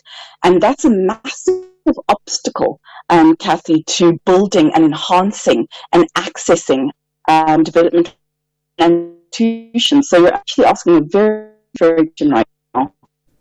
All right, so let's throw forward then to what's coming up in this week. I know obviously it will be waiting to have the annual spring meetings wrap up in Washington, but anything that we can look forward to? Well, today, Cathy, we're going to start with Minister John Steenhuisen. He's going to be hosting the Agriculture Working Group for the next 2 weeks, but the next 2 days, but next week, more importantly, you've got the T20, which is the Think Tank 20 meeting that starts on Tuesday and Wednesday. The T20 meetings are important, Cathy, because this is now a group of all the think tanks globally that are determining essentially policy positions, policy agenda points, what should we take moving forward. So this meeting is going to be quite intriguing in context of what's going on with the geopolitical environment and trying to just move all of us out of this quagmire. So that is what is on the menu for next week. Fantastic. Lerato Tsebe, always a pleasure chatting to you. You can call her Miss G20 as she brings us the G20 series every Wednesday at 11:30. Okay, so we're edging towards the end of the show, but we've got about a minute or two left. Let's do this. How about we bring in some of your WhatsApp voice notes that you've been sending through to the show, just to get a sense of what it is that you have been saying about the various topics that we have canvassed. Cathy, I thought this was our Queenstown office only that had these problems. These problems that these people are raising are the same. Our people applied, close to 100 of them. They were retrenched and applied for their UIF in 2021 November. Up until now, others were paid yesterday. Others have not been paid. There are lots of excuses there. You know why they were paid eventually? It's because we went to the public protector. And with the help of the public protector, some of them, like I say, are paid for 4 years later. Good morning, KT. How are you, KT? I hearing here the people is crying about the service, poor service. It's no use because the time of election, the people putting the same guys back to government, the same ANC back to government. So it's no use to come in here in the media to come in to cry. There's no use. Must take it ANC out of the power.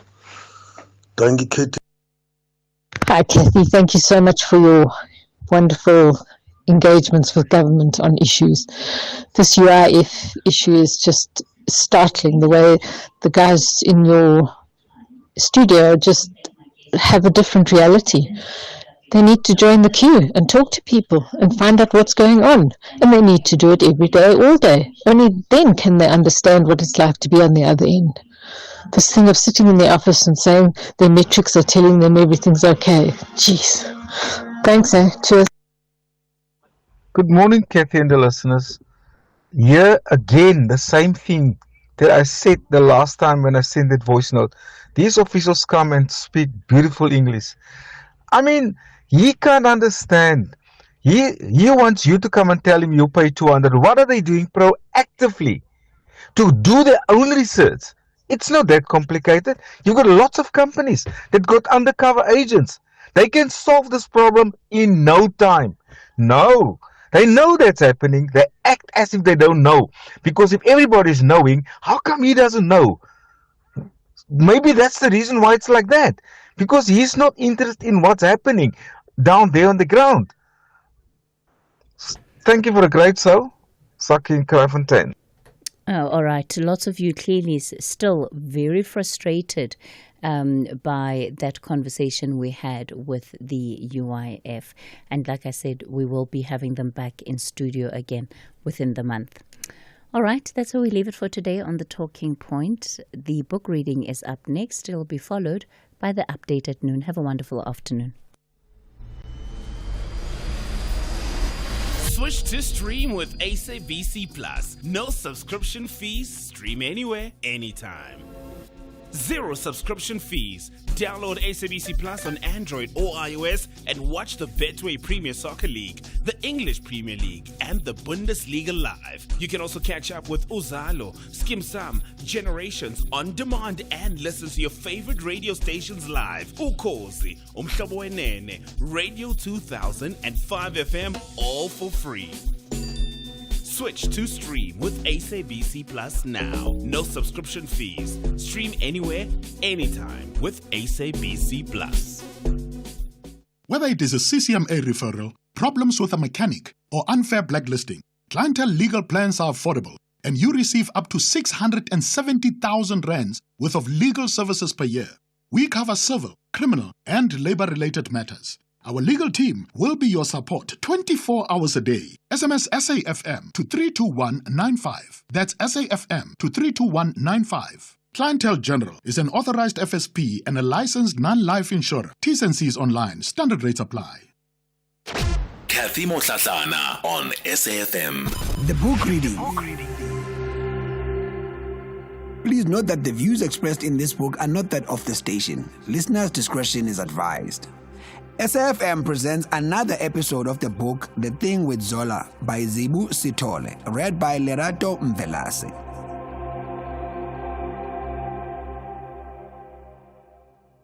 Zola felt awkward. She had no idea where this was going. I mean, Vos Loras to Munich, all by yourself. collecting distinction after distinction in a foreign country while probably suffering culture shock and homesickness. Really, your mother must be proud. She is. Thank you. Zola hoped to find a hole in the conversation where she could excuse herself. It will be interesting to see how far you go. You could be anything. Anything. Priscilla smiled. It wasn't a happy smile. It was a practice smile. And that's another difference between you and Oguhle. Oguhle is already set up to succeed. She has no choice in the matter. Everything has already been worked out. And even if she does the bare minimum, she'll go far. Zola was growing impatient. Priscilla's monologue didn't seem to be going anywhere, and Zola had things to do. Oguhle and Mbali are the same. Mbali is rebelling right now, trying to prove a point to his father. He wants to run his business his way, bring home a girl who will embarrass Elias and just act out in every way he can. Priscilla's point was finally becoming clear.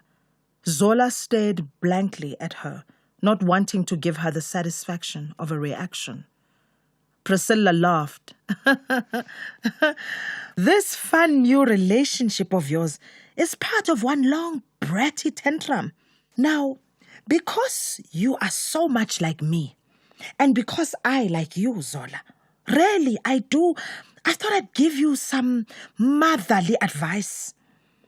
Priscilla put her hand on Zola's shoulder, her face full of concern. Zola could hear her heartbeat in her ears. She wanted to shrug Priscilla's hand off her shoulder, but she couldn't move. Don't do this to yourself, baby. You're smart. You're beautiful. And there are thousands of men out there who should be just perfect for you. Mbali is not one of them. In the end, he'll go back to Oguhle, and you'll be left out in the cold. And that's not the worst part of it, you know. Think of all the bridges you will have burned. It became terrifyingly clear to Zola where Oguhle got her duality from. Right now, Priscilla had the same fake smile Oguhle had worn when she'd first seen Zola and Mbali eating lunch outside her office. Priscilla was just more vicious than her daughter. He's not worth it, baby. Zola watched Priscilla turn and walk away. She finally saw the security the minister had said she didn't need. 5 men with headsets hanging from their ears followed her swiftly out of the door. As the expo came to a close, everyone involved was on a high, and the initial feedback had been excellent. Zola bumped into Oguhle just as the final exhibitors were packing up. She and Oguhle hadn't actually seen much of each other over the course of the day. Although Zola had spied her boss sitting at the coffee shop, once with her mother and once with a man with long dreadlocks, laughing as if she didn't have a care in the world. Wow, Oguhle, this has been amazing, Zola said. Seriously, you've outdone yourself. No, Zola, we've outdone ourselves. Even with everything that's been going on, you've had my back all the way with this event. I'm so proud of us. Oguhle hugged Zola tightly, and although Zola hesitated at first, she finally succumbed. Oguhle was right. As far as the expo was concerned, they really had worked well together. And that's why I'm excited to tell you about our next opportunity. I can't even wait till Monday. Oguhle carried on excitedly. My mother showed some delegates from Africa around this expo, and they want to take it further. We've got a new contract, and I've already signed the paperwork. Zola, I want you to represent larger than life in Rwanda. Chapter 28, A Time for Romance. Zola woke up on Saturday morning feeling weighed down. The expo had gone off without a hitch, but she was exhausted, and Priscilla's clear threat kept playing back in Zola's mind.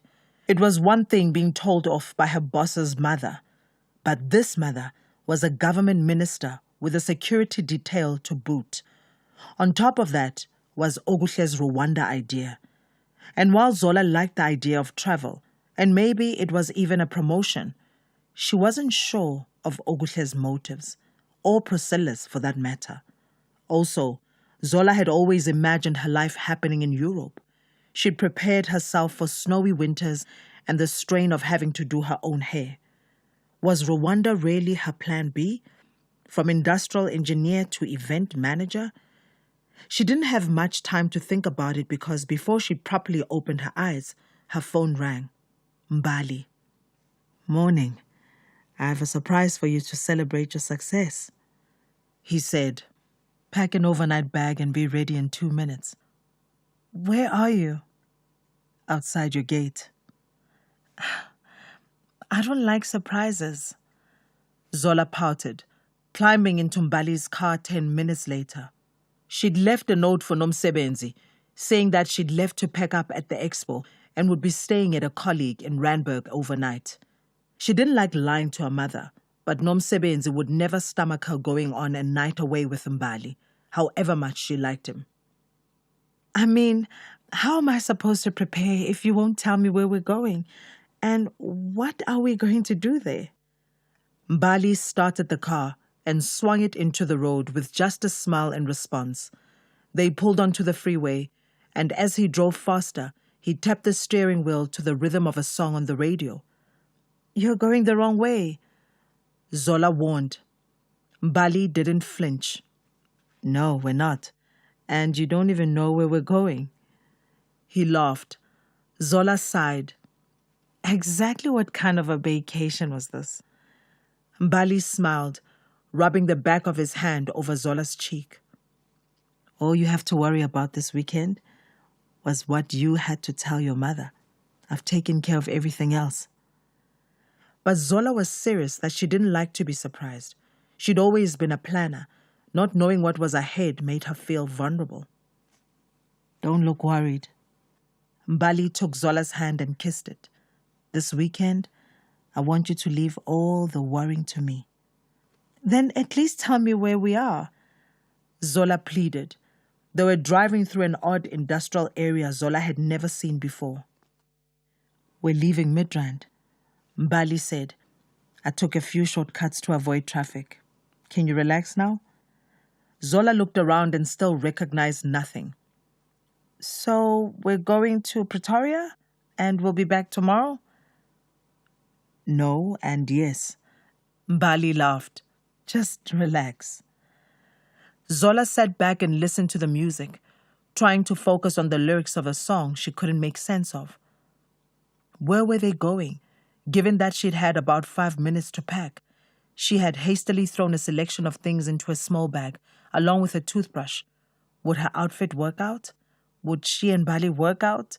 Would her job work out? And what about Rwanda? Seriously, Rwanda. Why did Ogushe want to go there? It was all too much. In the warmth of the car, as the kilometers sped past, Zola felt her heavy eyes close. When she opened her eyes, the first thing she saw was a road sign. Dalstrom, 10 kilometers. What's in Dalstrom? Zola asked sleepily. Mbali laughed. We are spending the night in Dalstrom. That's as far as my planning goes. Zola looked around, still confused, and Mbali squeezed her knee. I just want it to be you and me. Nowhere to rush off to, no one to bump into. Zola managed a small smile. I can get behind that.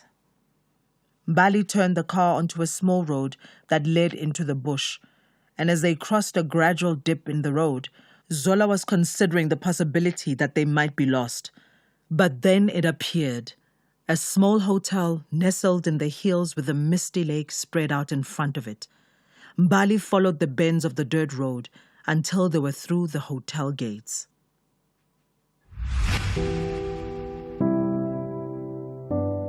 That was another episode of the book The Thing with Zola, written by Zibu Sitole, read by Lerato Mvelase. The book is available online at www.penmacmillan.co.za and in all leading bookstores countrywide.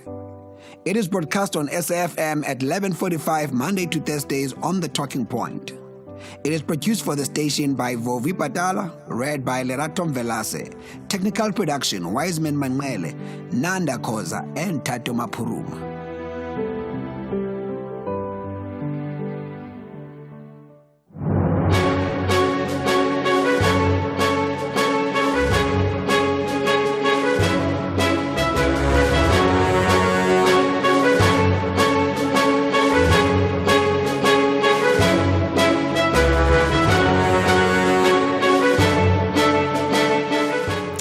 It's 12 o'clock on Wednesday, the 23rd of April, 2025. A very warm welcome to Update at Noon here on SAFM. Leading the conversation, I'm Sakina Kamwendo. Coming up in the next hour. We're not sure as yet as to maybe what could have caused this particular fire, except that the area is close to where the other fire was.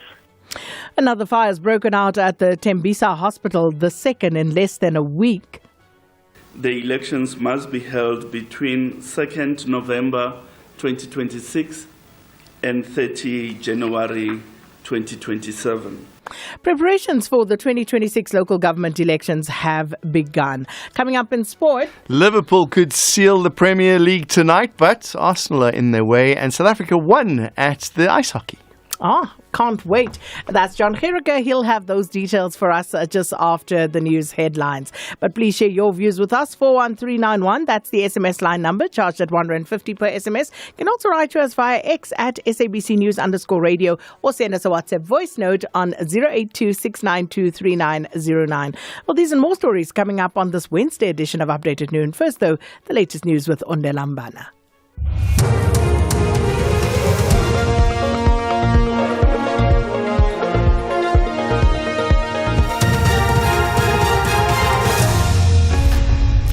Thank you, Sakin. On the top stories, judge issues a directive on civil trial matters and fire at the Tembisa Hospital has been contained. For SAFM News, I am Ondelambana and a very good day. Judge President on the Gauteng Division of the High Court, Dunstan Mlambo, has issued a directive on the implementation of mandatory mediation in the division for all civil trial matters.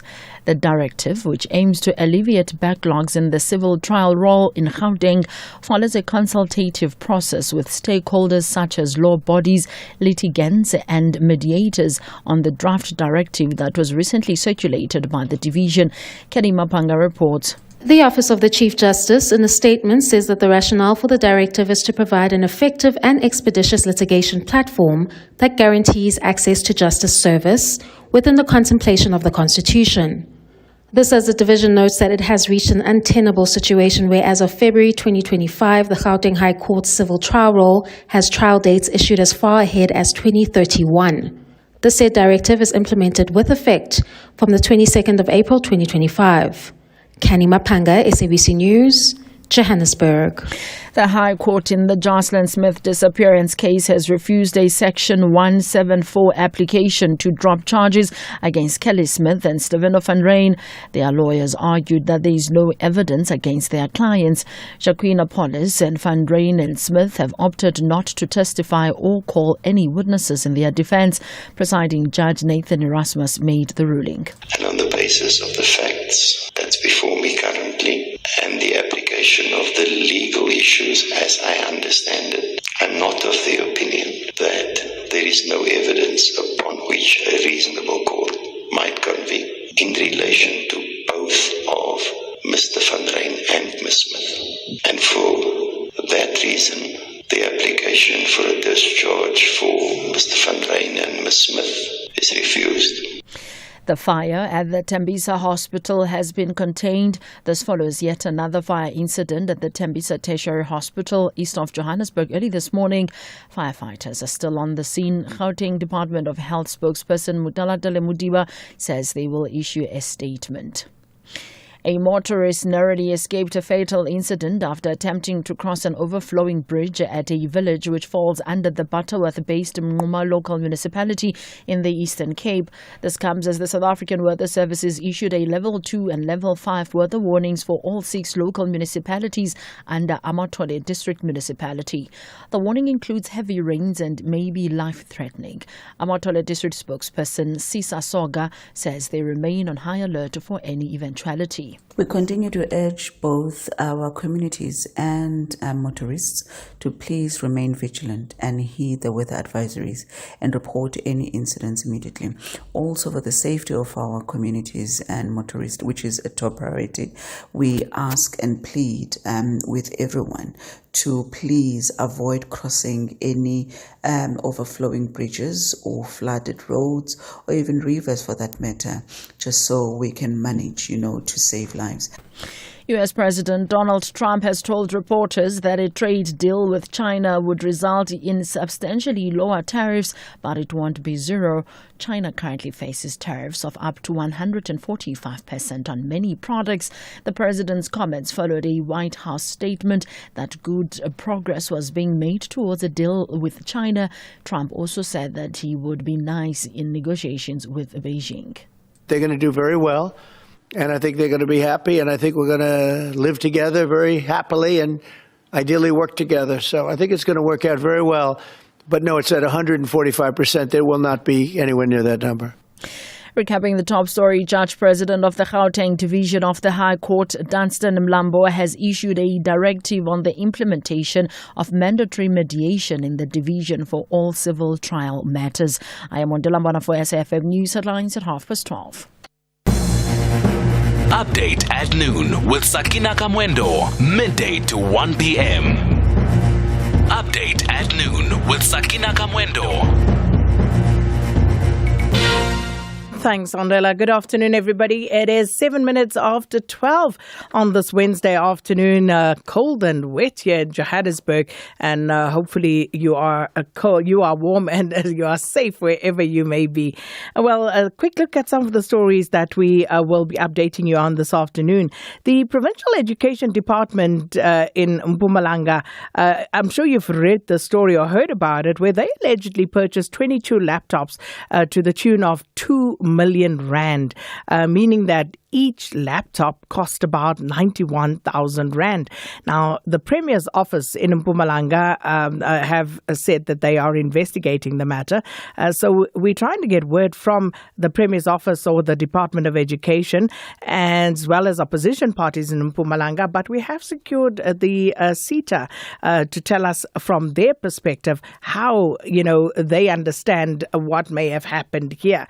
So we'll follow up on that. And then the Gauteng Department of Health has confirmed that another fire broke out this morning at the Tembisa Provincial Tertiary Hospital. And this follows a fire incident that took place on Saturday at the same hospital, but at the emergency unit. The Gauteng Health spokesperson has said that firefighters are on that scene. So hoping to find out and get more clarity on what the cause of these fires may be. Certain areas around Buffalo City Metro have been flooded as a result of persistent rains in the area and parts of the Amatole district. And amongst the affected areas are an old age home in Mdantsane and frail residents battling to keep warm as some of them say that their mattresses and bedding has been completely soaked. So we'll follow up with our reporter Stima Mfeko in that area. And in Parliament, the Special Investigating Unit briefing SCOPA on investigations conducted at the SABC. That's the public broadcaster, and Ozaline Merrington was watching that story for us. A few others, of course, the IEC, they briefed the media on a number of initiatives that they've embarked on, as well as the latest on the preparations for next year's local government elections. And in the Northern Cape, ANC Provincial Conference enters its third day after the unanimous re-election of its chairperson, Dr. Zamani Saul, and his official officials. And Stats SA also releasing the consumer price inflation figure today. Gloria's watching that one. And a few other stories as well. President Cyril Ramaphosa is in Lesotho for a binational meeting with his counterpart there, and a few court stories that we're also following up on. Sakina Kamwendo on SAFM. Bridget Masinga on SAFM. Dr. Ila Manga, who's an integrative medical doctor, brain flossing. What is it and who needs it? I've heard all the terms before, never heard this one. We accumulate mental clutter just through everyday life experiences. It all kind of accumulates in the nervous system. So brain flossing is essentially a daily practice that supports our mental hygiene and our wellness and allows us to tap into our capacity for attention, for listening, for coming up with creative solutions, for thinking more clearly, for feeling more calm and focused. The Full Circle with Bridget Masinga, Monday to Friday, 1 to 3 p.m. Sakina Kamwendo on SAFM.